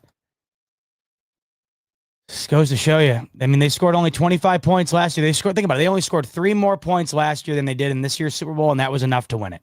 They were down by 10 against the Philadelphia Eagles the first time they were out against them, but that offense went nuts in that game. But the game prior to that, the first time against San Francisco, they were down by more than a score. They were down 10 in the fourth quarter and found a way to win that game. So in all of these games, it wasn't like Mahomes was lights out. He had a couple of really big plays. But for the last 2 championships, really, you've noticed it's the defense that was... Well, the last championship, really, the defense. The offense had a great... Their best offensive performance, for sure, was the first time out against the Eagles. But they're not winning that championship last year if it wasn't for their defensive performance. That was... The defense won it last year, not Mahomes. BT coming in. Bartek, I need Josh to hit up Brady for a little golf game, and if Josh wins, the Raiders can trade us Crosby. Yeah, there you go. I'm in on that. No doubt about it. He's got to get in his good graces. Brady voted for Lamar, so maybe Allen could be like, hey, listen, you voted for Lamar for MVP. You wanted to be on the wrong side of things. What do you say we make it even here? You send us Max Crosby, and I'll forgive you. I don't know. We'll see. It's a tough spot to be in. Like when you're the Raiders, when you're as bad as they are with so much needed in order to move forward, it's tough to want to move off one of the only pieces that is worth anything right now. But then again, it's the only thing that you can move off of in order to get more for the future. And I mean, they're as down bad as any team in the league, especially without a quarterback. That's why, you look at like the Patriots and yeah, they're in a bad spot, but they have the quarterback, or at least they seem like they do. You can't say the same about teams like the Jets, the Giants, the Raiders. So it's tough. All right, folks. 3 hours, 13 minutes in the books. And I enjoyed every second of them with you, except for when the internet was popping in and out. Did not enjoy those, but I appreciate you suffering through those moments with me. Recapped the Super Bowl, talked about what we learned as Bills fans from it and what we can hope to see be improved by this team, by this front office, based on what we witnessed last night. And I think it was obvious to all of us, and we discussed it ad nauseum. Try and get as close to that Philly defense as you possibly can. The closer you get, the closer you are to getting over the hump against these Kansas City Chiefs. And we have a whole offseason here to see if Brandon Beane and company wind up putting their chips in the middle of the table and hopefully walking away with somebody or somebodies that are going to allow them to take that step forward. That's what's going to make this offseason as interesting as any as we officially enter into it. Football is over. Entering into the worst part of the year. No sports, still cold out, still dark early. Thinking about a month or so, we'll be able to turn the clocks back. But it's just the worst time of the year. But before we know it, I guess, free agency and the draft will be around here, and we'll be right back into the swing of things. And I think we're going to have an interesting offseason here that's going to let the time pass by quicker than than usual, I guess. And there's going to be a lot of moving pieces this offseason that'll be interesting, not just for the Bills, of course, but throughout the league. And we enter into the offseason officially here. Pain. It really does make me sick. It sucks. But hey, what a hell of a year it was. I've enjoyed every second of it with you guys, including this recap episode of the Super Bowl. And as boring as last night was from an entertainment perspective, as much as I thought that Super Bowl was about as bad as any of the recent bowls here in the last decade or so, it was nice to see the Chiefs come back to earth, come back to reality, show that they're human, and get destroyed the way that they did. That was the one nice part of what otherwise was a pretty boring Super Bowl. But we recapped all of it here tonight in 3.5 hours or so. And once again, thanks so much for tuning in for it. On your way out the door, like button if you could, subscribe button if you could. And as I mentioned all throughout the show, the New York Jets planning to move off of Aaron Rodgers, and you can pick, you can guess who he will be going to next. From Green Bay to New York, from New York to where? It's up to you to decide. Right now, the favorite to land him, Pittsburgh Steelers. Moving from potentially Russell Wilson to Aaron Rodgers. Is that who you think it's going to be, or do you have a dark horse in the race here that you think lands Aaron Rodgers? Make your prediction over on BetUS using the promo code YouTube150. It'll get you a 150% sign-up bonus, up to $2,000 on your first deposit, and a 125% bonus on your next two after that.